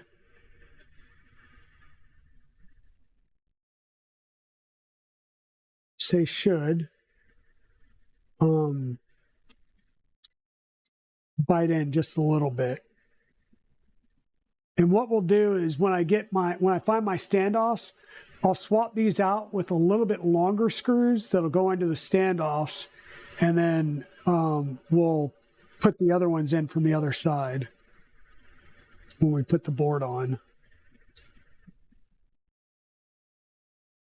But for now, what I'll be able to do is just look at about how much length I gave myself on the cables, and I'll cut these and make them the right length to mount to the board.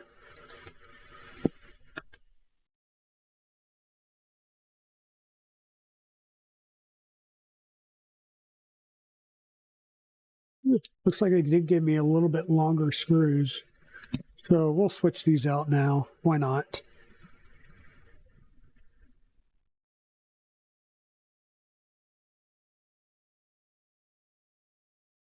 Yeah, so today I didn't really have, like I said, too much to do. I just wanted to fiddle and fidget a bit and get a few things printed.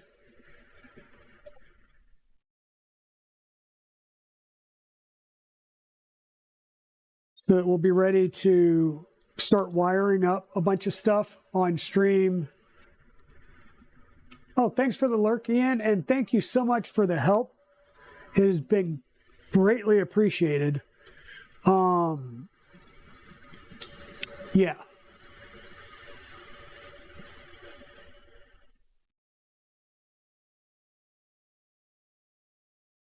And okay, Royal Nomi, I know you're already gone, but thank you so much for being here and chilling out, having a good evening.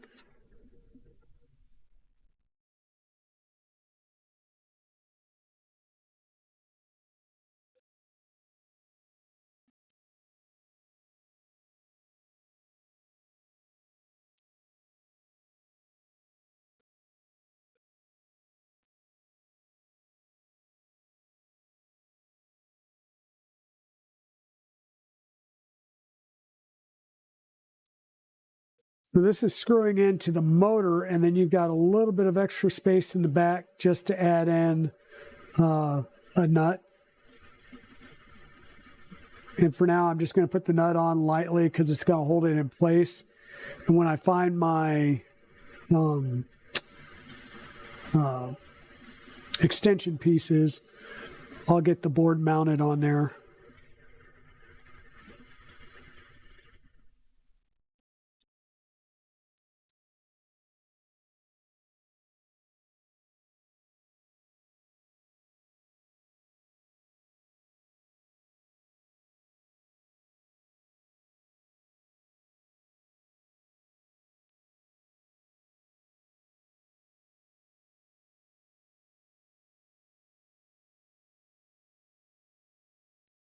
So, Turtle, I don't know if you were on here earlier when I was making the statement of I'm not going to be able to do it tonight, but tomorrow after the stream, my plan will be to go and cut the panels for the printer. So I'll cut the acrylic sheets, and I will have to load up the DXF files in my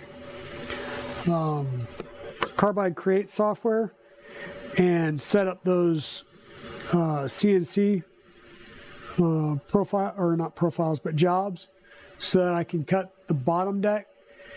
Now, I saw a DXF file for, I'll say the bottom that had the cutout for the feet. Is the DXF file for the top of the, the electronics bay cover or the deck lid, is that the same as the 5 Pro? And it would just mount on the inner edge? Is that how you're doing that to start with?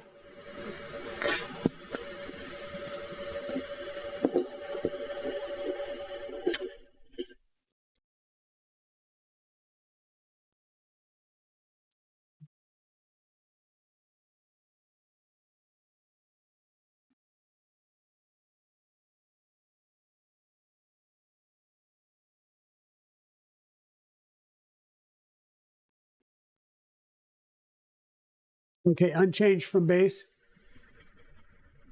Yeah, that's what I figured. Okay, so I should be able to. Yeah, I should be able to cut that in my Shapeoko, even if it's just two jobs.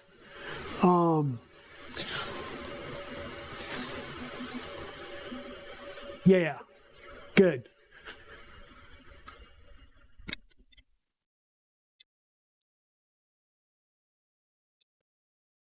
Crimpy JST connector.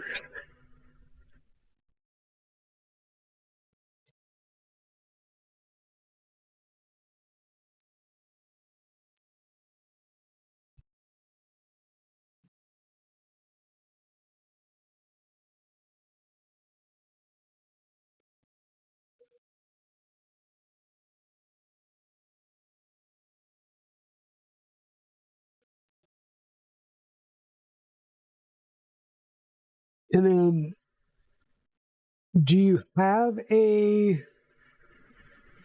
printed file for the back, or for that little strip in the back, or not? If you don't, that's no big deal. It should just pretty much be like a rectangle, or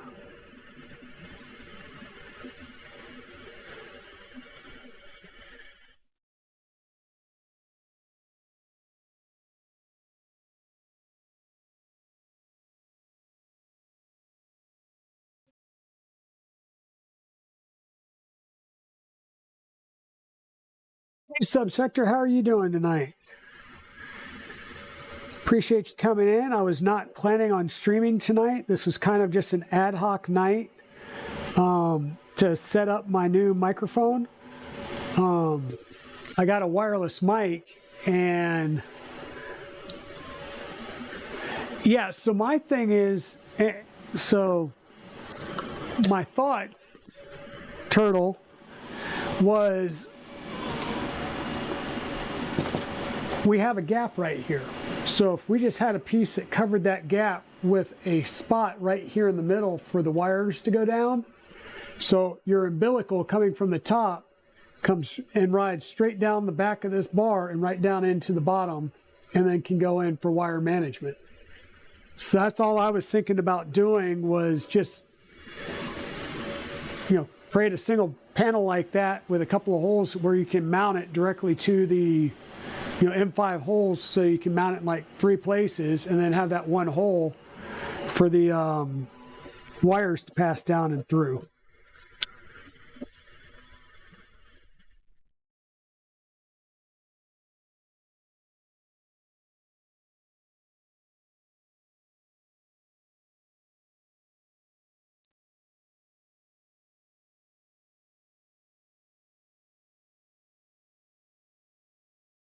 You're running LED wires, yeah. Well, that makes sense too. I can imagine people doing that. Probably a camera wire as well, and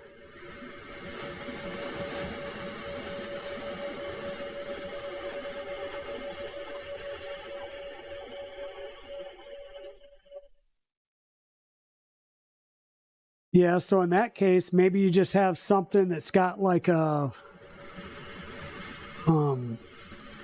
almost like a brush, either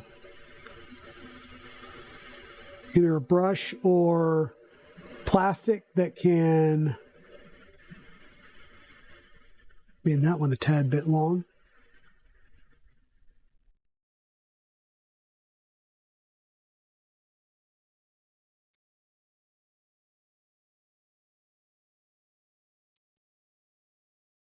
Yeah, so Subsector, we decided to do a little bit of work today after getting the audio set up. And really, it's kind of like my way of playing hooky and not doing yard work. You got the IDEX. Nice.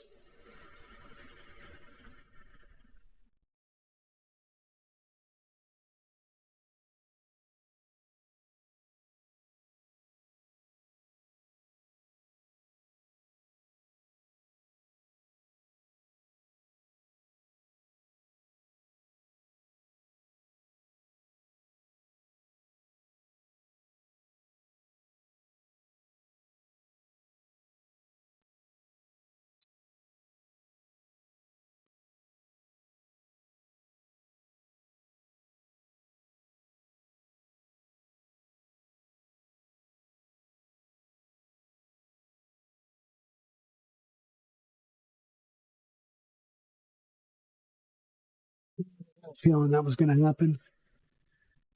That's why I hate doing wiring on stream, because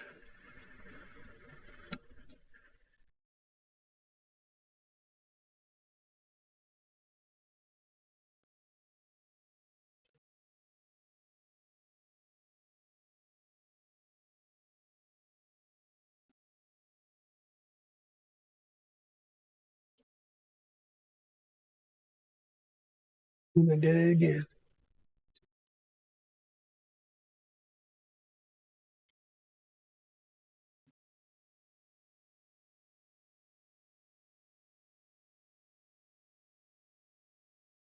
Yeah, it's always fun. That, and I'm standing up, and I'm normally sitting down at the desk when I'm doing these.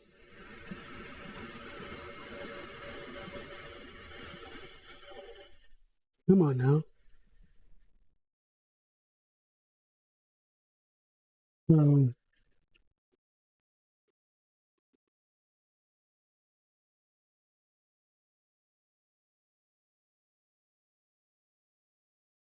don't know why that keeps rotating on me right now.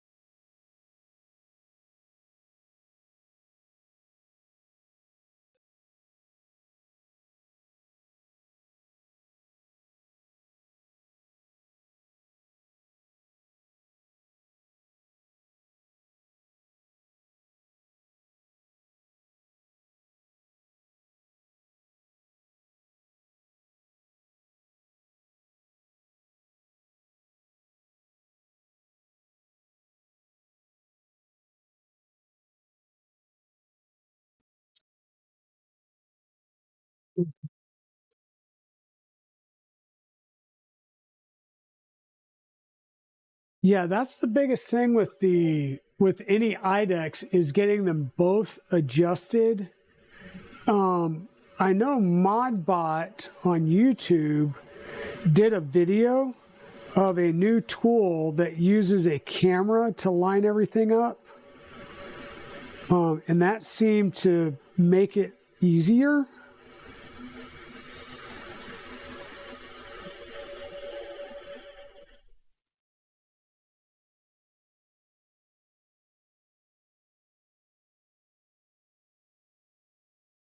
But it still looks like a major pain in the butt.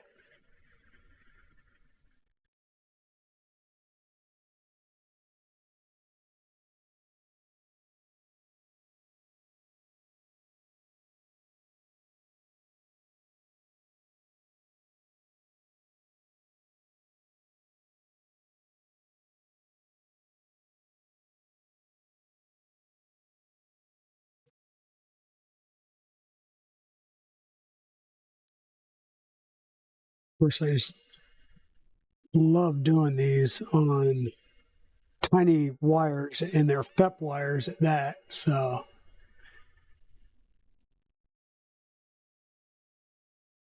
yeah. Hey, Pez Liz. Glad to see you're here. I thought you were here earlier, but I might have been mistaken. That might have been over on Nomi's stream. Thank you for stopping by.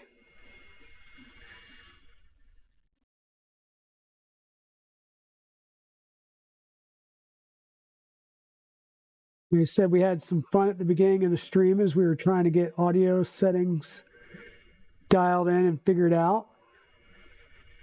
And of course, I think a good portion of the initial stuff was my own stubbornness and not wanting to open up all the wires, because I'm like, well, I've got wires here from my other mic that has been working just fine. I don't get why, I can't use the same wires. And as soon as I got rid of the other wires and used the wires that came with my new microphone, everything just started working.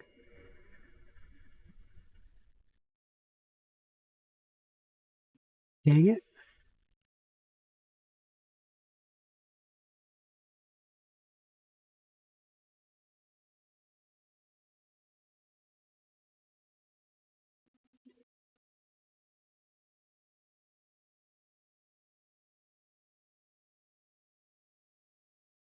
I've got a set of different crimpers sitting in my Amazon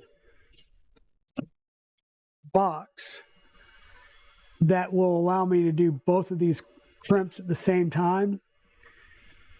And I'm about ready to pull that trigger.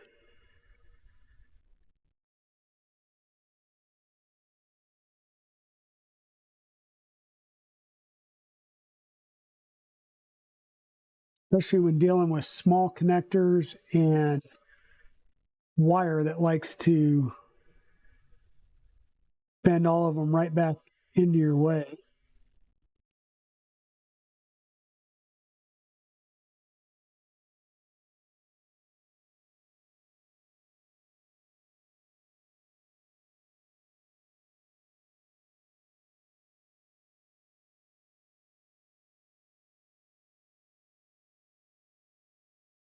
All right, we're done with this one.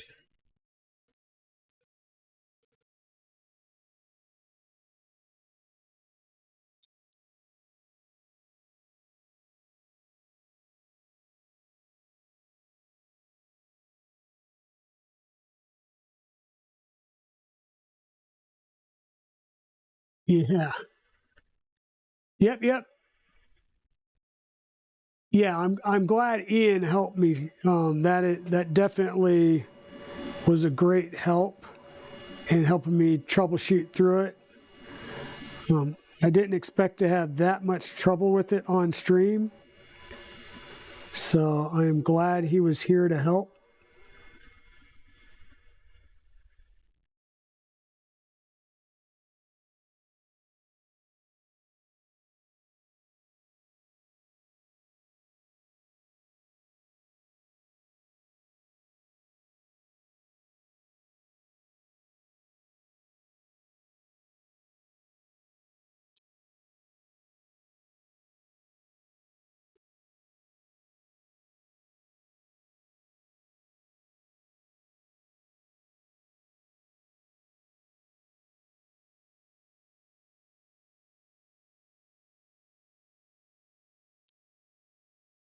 This is why we have shirts that say crimping ain't easy.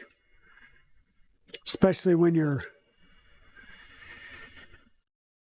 eyesight starts getting worse.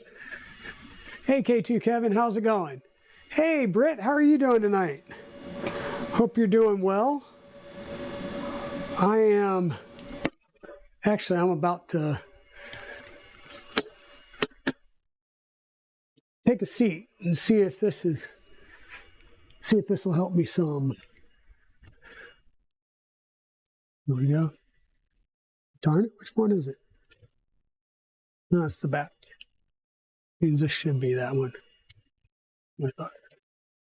And that's high up as it goes.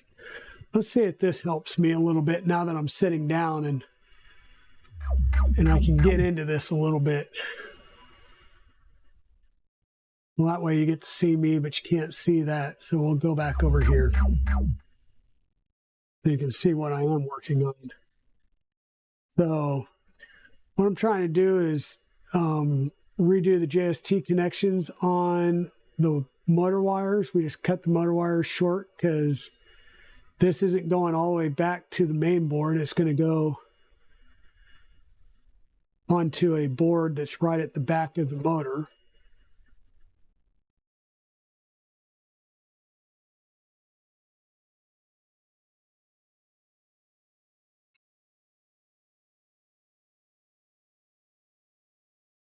No, and that's all I really needed.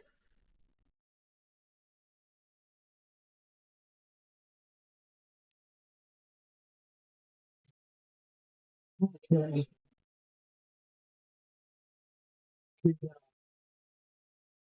Twisting was back on there. And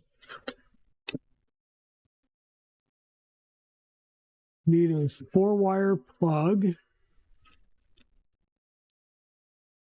And this was where I said having a guide will help out some, because this will let me look at the way the plug goes and get my wires in the exact same order. So blue on this end and yellow.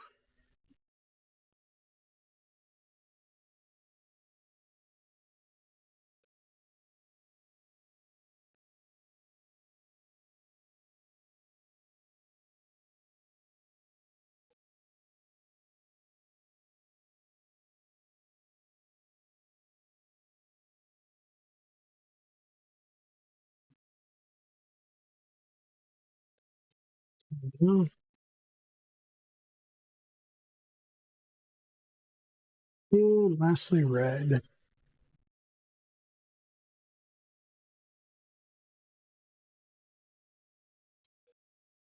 And there we go. So motor,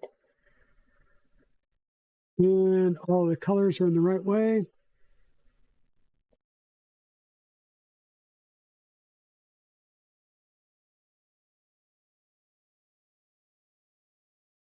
So motor wires is now done.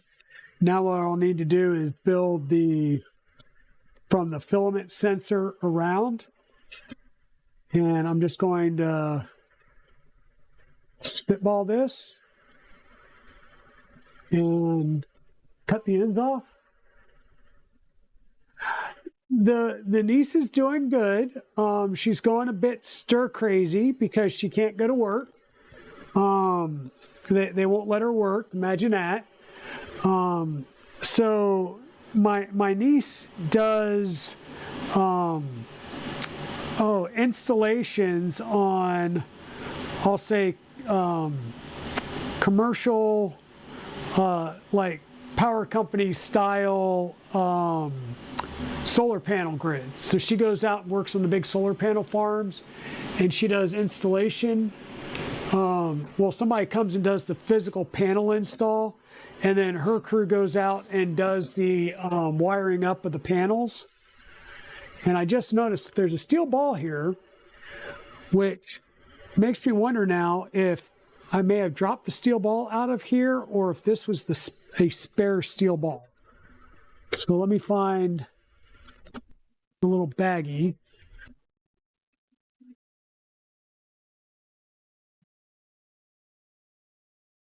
There's a little baggie. We find a little baggie to see if there's a stale, and there is a spare ball in there. So good. So that's a spare ball, not the one out of the filament sensor itself. So that's always good. So yeah, she's doing good, but they don't even have quote unquote office or administrative work for her right now. So she is kind of going a little bit stir crazy. Whoops. And we won't need this, so we'll just put that in here and we'll use that for our bench stock. And these extra M3 washers we will actually put over here with our M3 washers so that we can use those later. So we're going to do the same thing here. We're just going to strip a little bit of wire and do some more wiring.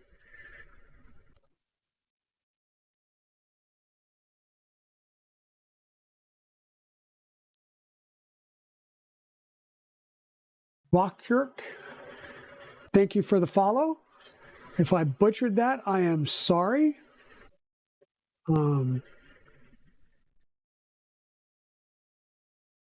Yeah, she is on the mend. So she's got 3 titanium plates in her wrist.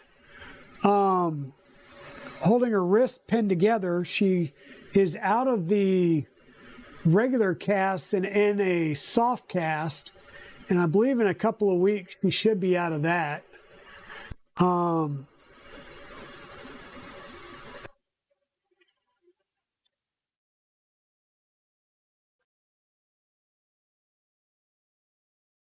Yes, here there be dragons. That is true.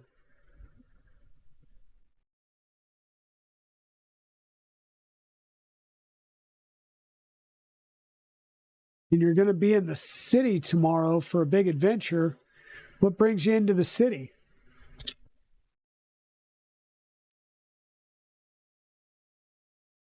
Actually, before I do that, I'm using...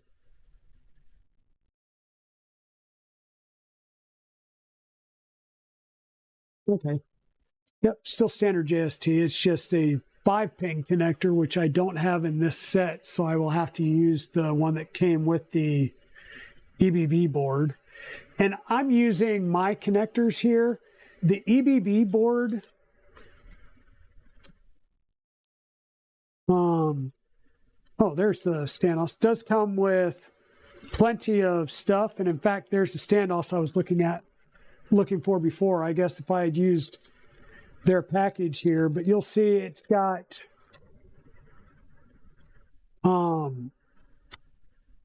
JST connectors, some DuPont connectors.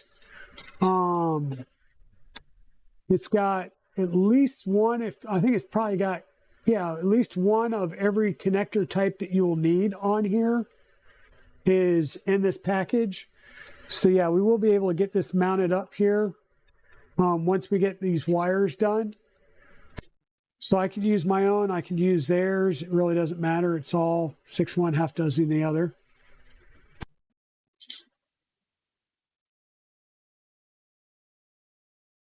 I just will definitely need to use their 5-pin connector because I don't have a 5-pin connector in this little kit that I've got here.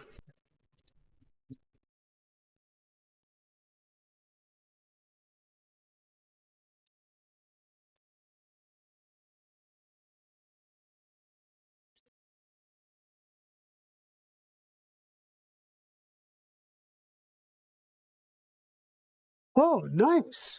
That's always nice. Yeah, that was the, you have a Canadian care package for them too? Okay, nice.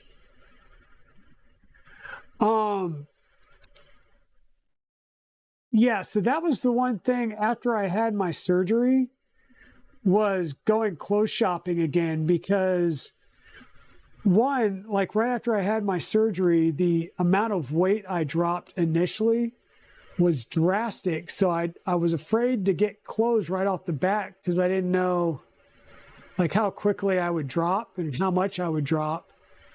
And then afterwards, when I started gaining a little bit of weight back, you know, I didn't want to buy clothes because I figured I was going to gain a little bit back. So nowadays I can go and easily go to the store and find clothes all over the place. So that's nice.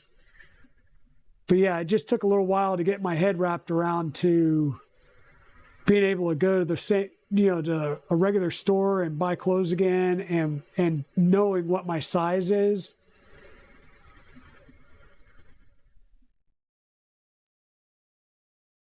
Well, that didn't work out well.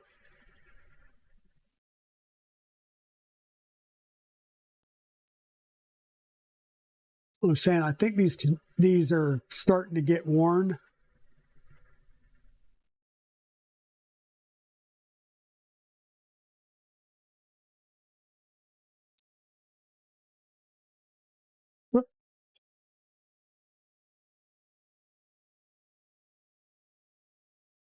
And Britt, I'm sorry, I meant to print your amulet, but I had that one print fail in the ABS, and let's just say I've been a little consumed and freaking out on trying to get parts done for this printer, as well as getting some stuff done for Murph, like, you know, Death Racer and Dragster parts. So I still need to get back on it and print that amulet and your new perfume bottle as well. Just apologize because I told you I was printing them out and I haven't gotten them done yet.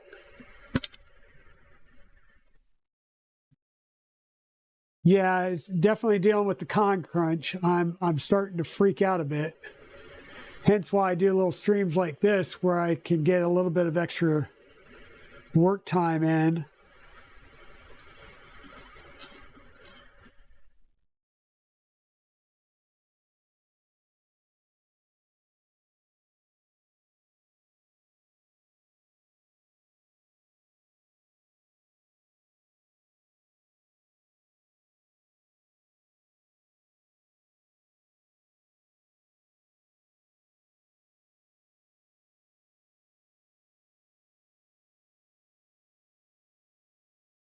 I was going to say, Dutch, are you trying to get your Ender 5 Plus build done for Murph? But you're probably not going to Murph, so. And if so, I doubt if you're going to ship that printer.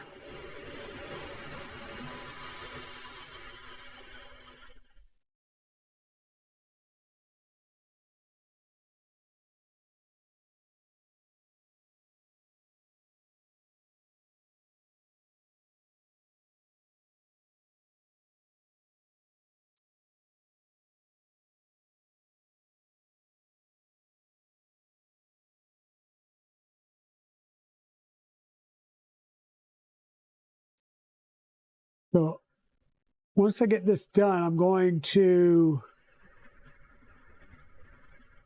No way for you to get to Murph?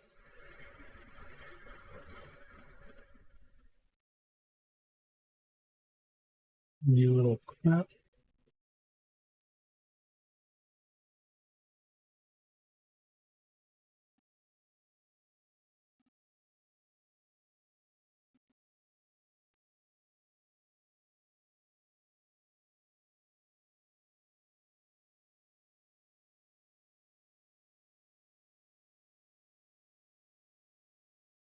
What's going on?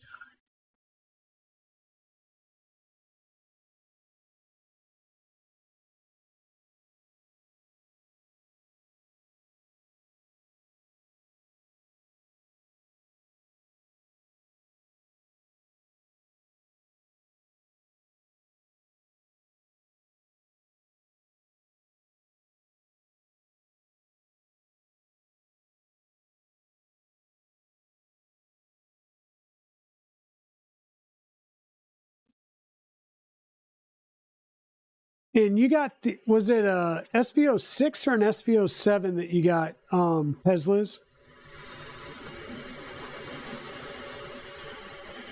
Because I know that the Sovals, people say they're kind of like a melding of Prusa and Creality in some ways, but you know, the folks that have gotten them have said they're really good. I just haven't had any personal experience with them.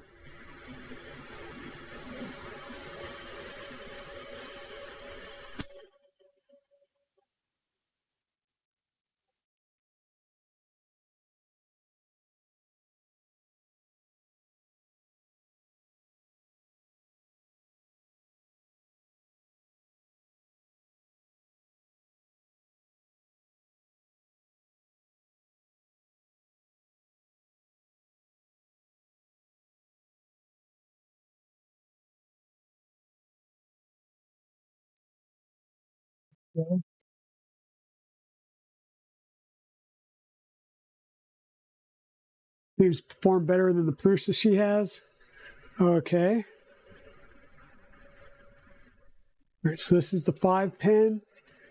So now what I need to do is kind of look at the order.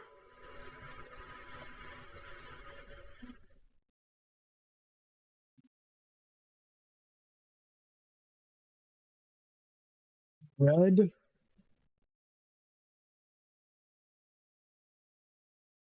Ah. It's in that way. Okay, so red.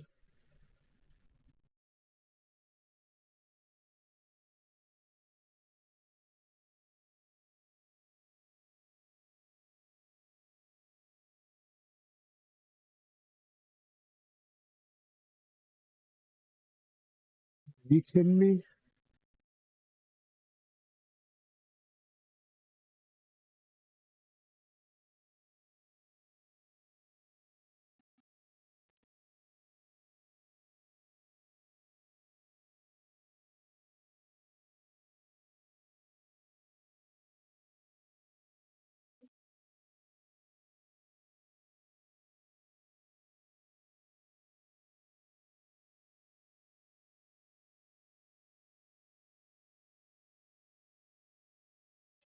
Well, this is fun.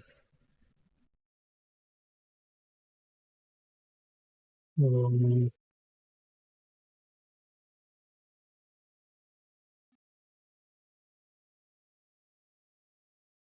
I'm wondering if there was two different sizes.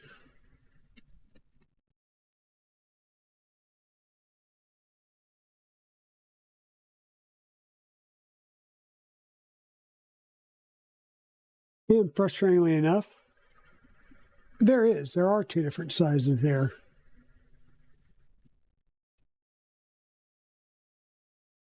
Well, that sucks. All right.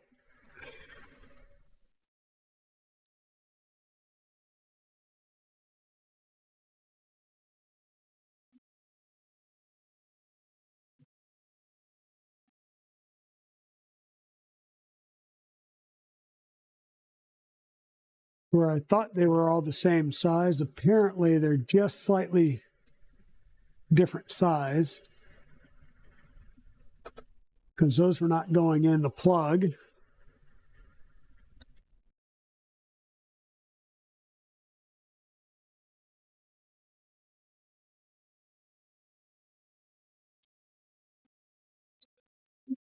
Frustration.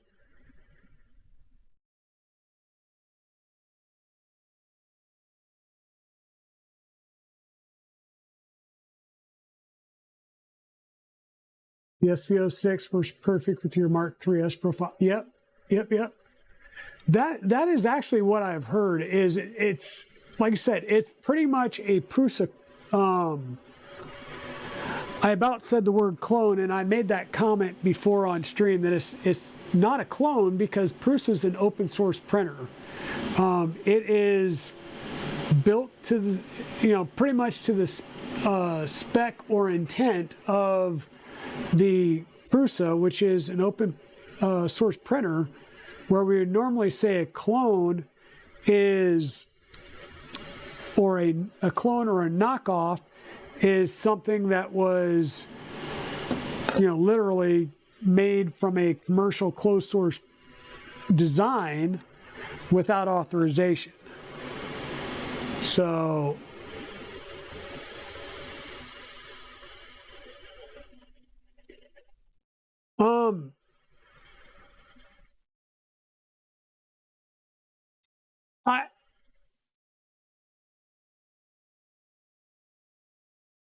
I would not necessarily disagree with Gulsifer about your focus.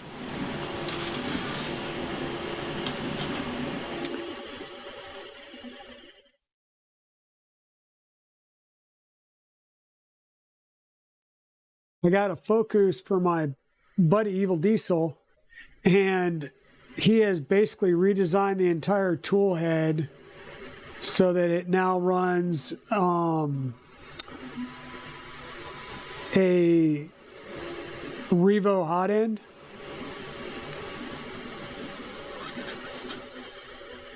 Because he went through, like, I don't know, 4 ribbon cables in less than a year. Like, well less than a year. So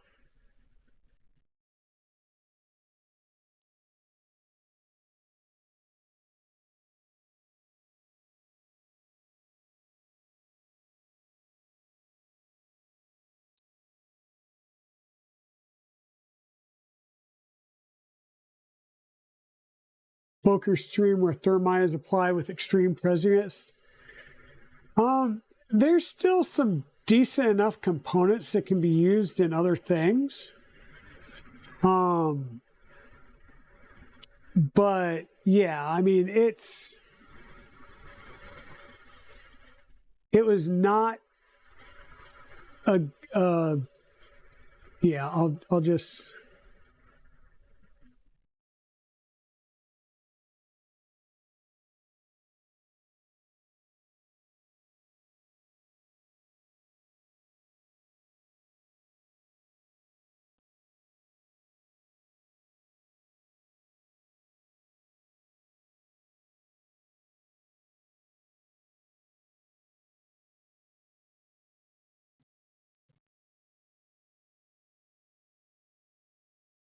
exactly. And so he actually went and, I'll say, reverse engineered it to the point where the X gantry is now running umbilical, just like I'll say a Creality. So it's got, it's got an actual wire harness that goes all the way up from the board, and it was all because it was down more than it was up, and between clogs and nozzle jams, and I think what was happening was there was issues with those ribbon cables, and it was causing either current issues or something with the extruder, so he kept having kept getting filament jams. And so as soon as he got rid of that, everything went away. So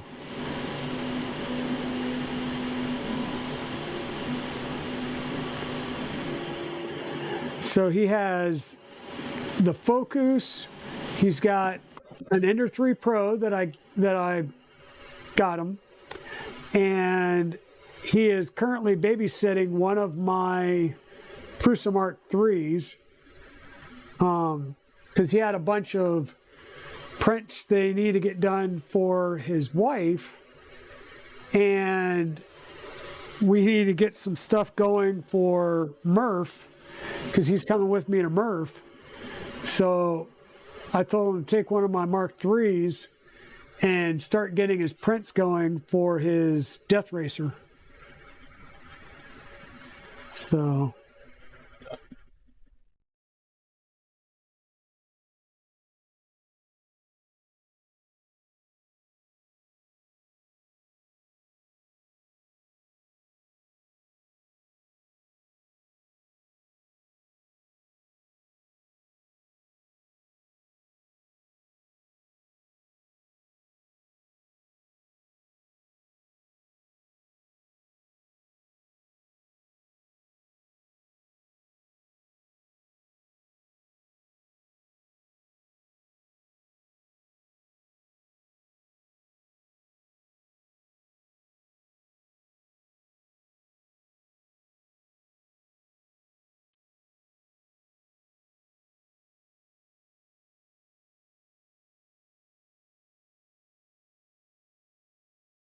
Okay, now let's try this again. We need, goes in this way. We start with red on the outside.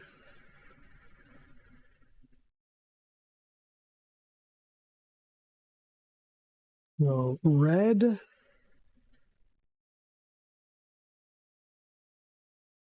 blue,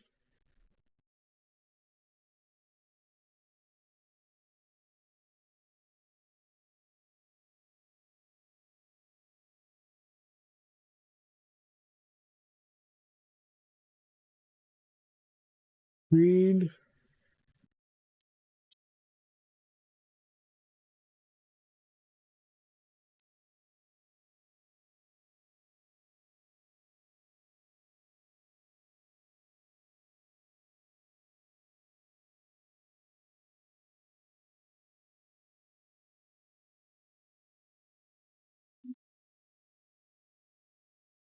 yellow.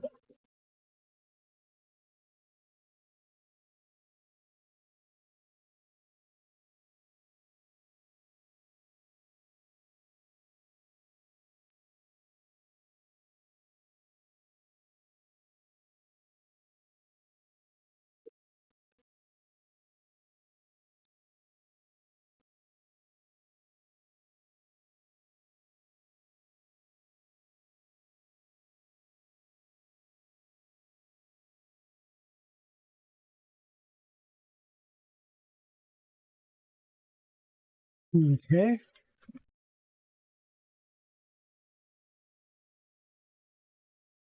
Alrighty, so we got our cables made up. So what we'll do is we'll take these M3 nuts off.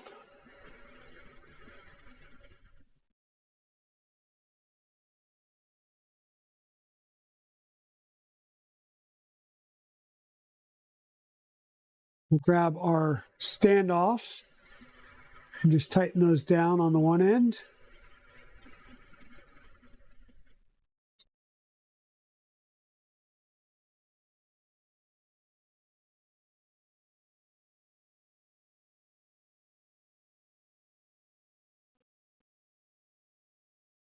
We'll have our board and our whatchamacallit. So this has to get installed first because it'll cover up the other holes, or the board covers up these holes. So you have to install this plate first, and then we'll install the board on top of it. The other thing I want to check.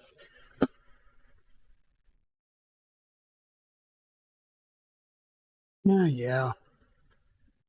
I think I want to rotate this motor, not like I did before.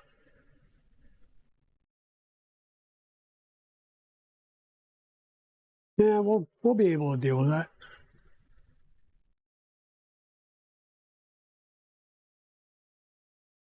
So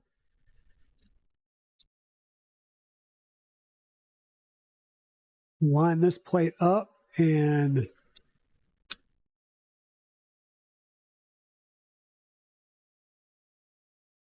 screw it onto the standoff using these supplied screws that are really designed to mount the board to the standoff.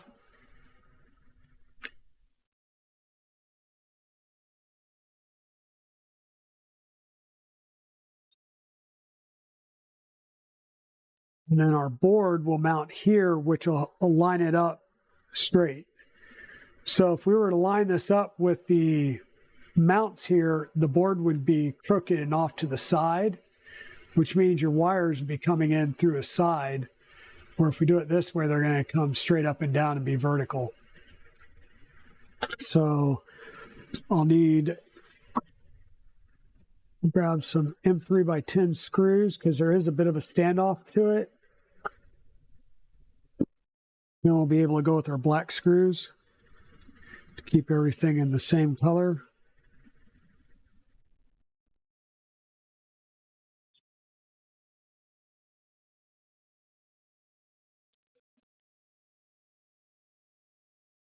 Let's screw these in.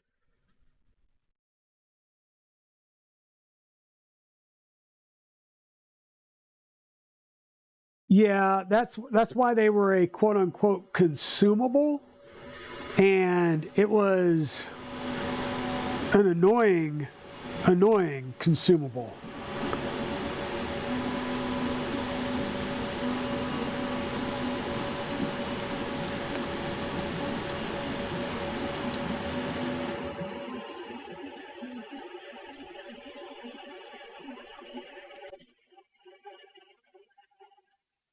And yeah, that was the other big thing is when I got the printer, it initially had a dead extruder motor, like right out of the box, dead extruder motor. And so I was like, okay, no big deal. I talked to Doris, she made it right. She shipped me a new motor because it was a weird size motor, meaning that motor would, I could not get a spare motor that would fit from any other vendor, right? So I had to get a motor from them because it's the only way that the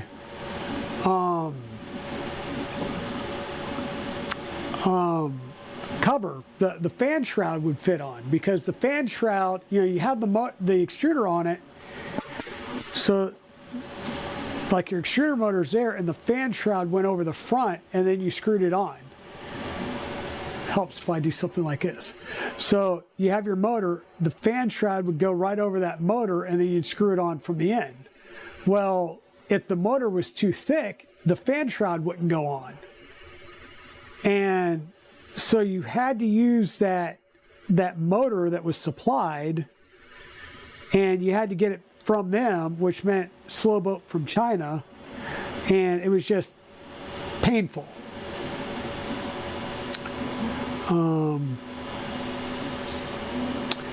Yeah, on the other one, I had rotated this motor 180 degrees. I don't think I need to, but whoops, one of my pins popped out.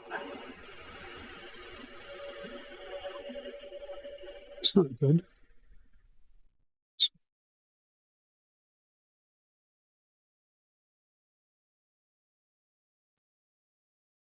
So, and it came out again, so something's up there. Pull a tab up.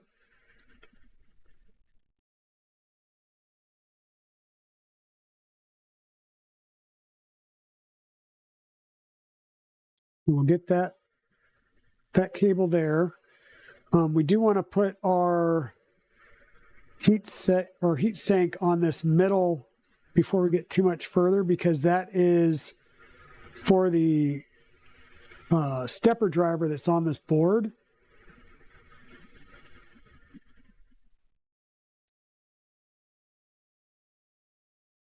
So we'll add that. Or actually, no, the stepper driver is over here on the side. It's tiny.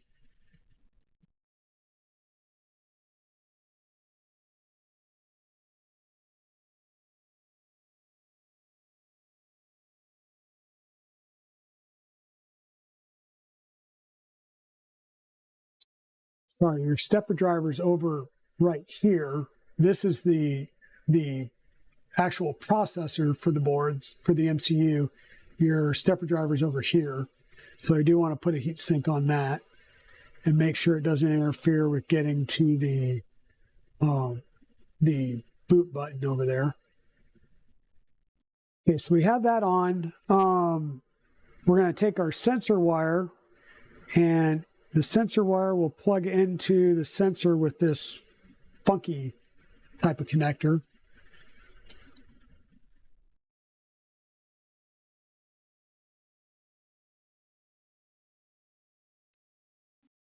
And then it's going to come and go into this JST connector between the two DuPonts.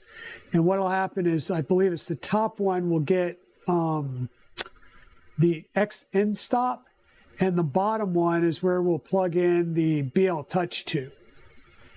So go ahead and make sure that this has a good little bit of twist to it, and we'll just plug it in.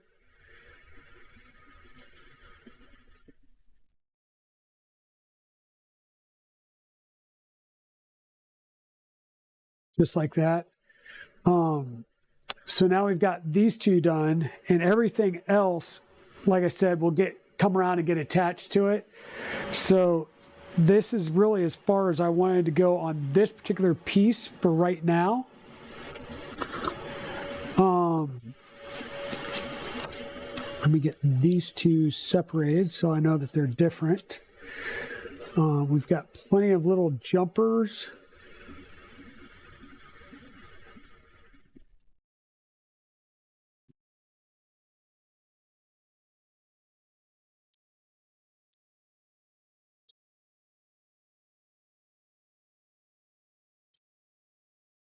And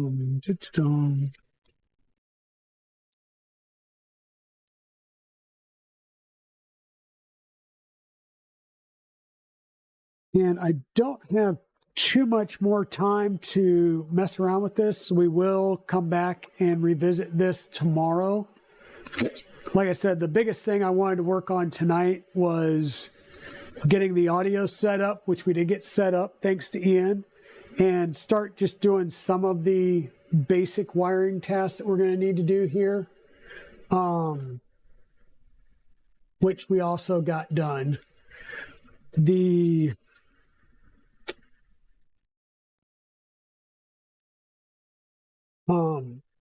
Tomorrow we're going to continue with wiring up the tool head and do some other basic wiring so that we can get our tool head put together and keep making progress towards getting a first power up on this printer. So what I will do is move a couple of things off to the side here. Sorry, trying to straighten up just a tad bit without getting too much because I'm going to have to break it out tomorrow. And once again, this is our printer and how she stands today. We've got our gantry done. We haven't tensioned our belts yet, but we're close to where we can start tensioning the belts. In fact, we probably will try and tension the belts before we get everything put on, mount everything. So we'll probably do that first thing tomorrow. This is going to be our X end-stop wire. This is going to be, of course, the part cooling fan. We will cut those to size as we need once we have the extruder in place. And our new extruder is going to mount right here in these two holes, just like that. So then we'll have, we'll be able to cut our fans to size, our X end stop to size, and run it around. And we'll be able to do those on stream, or maybe I'll cut those later on and just get them terminated so that we can just plug them in off stream or on stream. The new skirt piece has finished.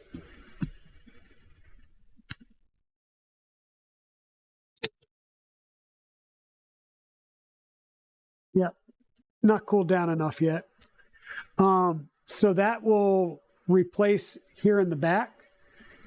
So what we'll have is a new skirt on this side where my hand is, and that will allow me to put the switch back here. The wires will come up and go into the line, neutral, or load, neutral, and ground. And then we will run the power just from the line and neutral and ground to the power supply. We're not going to go into anything else. We're just going to go into the power supply, bring our 24 volts around, and check and make sure that this stuff works. Once we verify that it works, it comes up, then we'll be like, okay, that part's good, we'll work from there. and then we'll just start mounting the bed and getting the rest of our electronics done.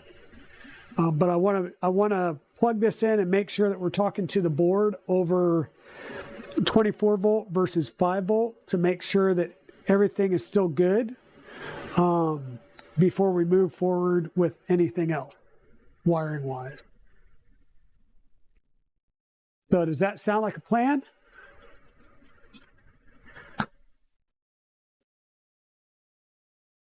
Like I said, I really like how these came out, and our door hinges came out really well as well.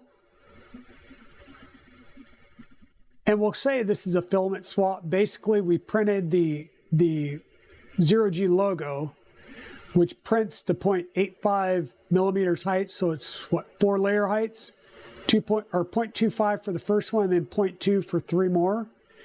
And then I set up a 1 millimeter hop for the gray part, so it could definitely get over those parts. I did get in the 40 millimeter dowels that we'll need for the hinges. These are, well, they're 5 by 40 millimeter dowels. And then they didn't have the brass bushings, Turtle, if you're still out there.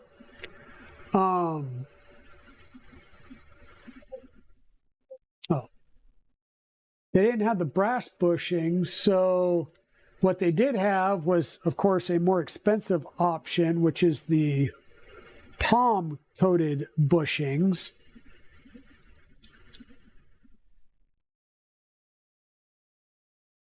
So they're just little, kind of almost like standoffs that you would see on a Prusa. And these will fit in the top and bottom of the hinge. Might have to, I've got a little bit of sag, so I'll have to use my reamer to clean the overhang sag up. But these will slide into both pieces of the hinge, and the shafts will go through the hinge and the mount plate. So those will be good as well. But I do have the panel clips and everything printed.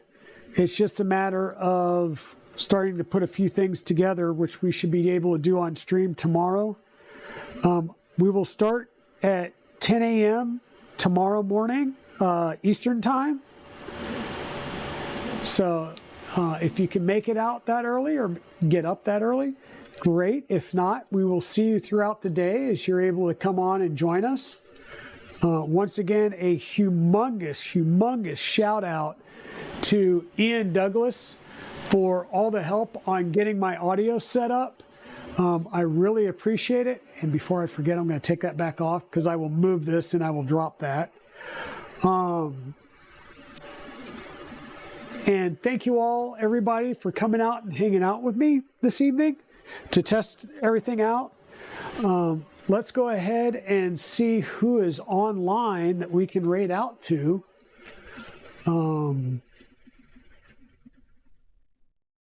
Let me see. Oh, and thank you, Pez Liz, by the way, for subscribing. I think I said it when you did subscribe, but thank you for using your Prime subscribe. I appreciate that.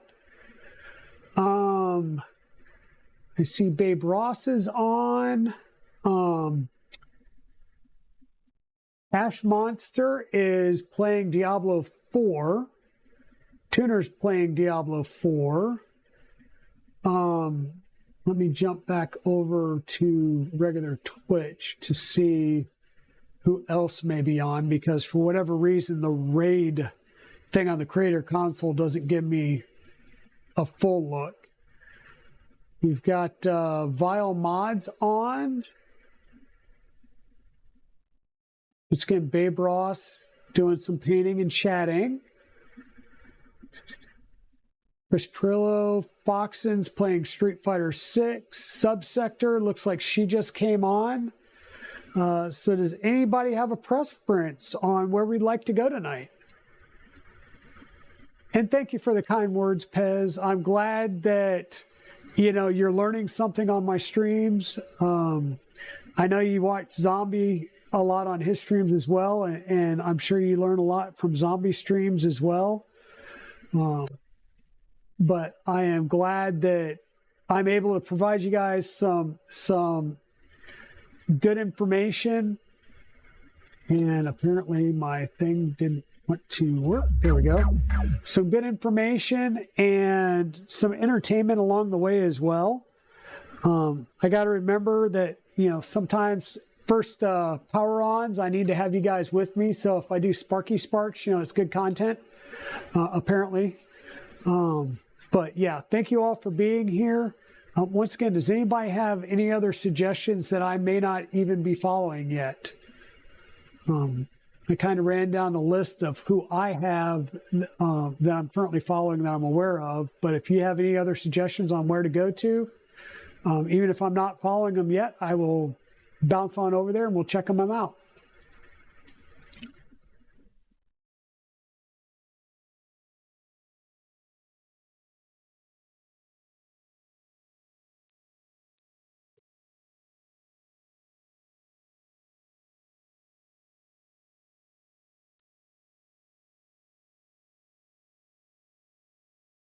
Okay. Not seeing anybody with comments, so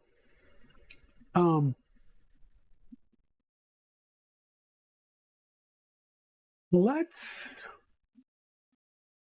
step over subsector. Let's go give subsector a raid and check in on her tonight.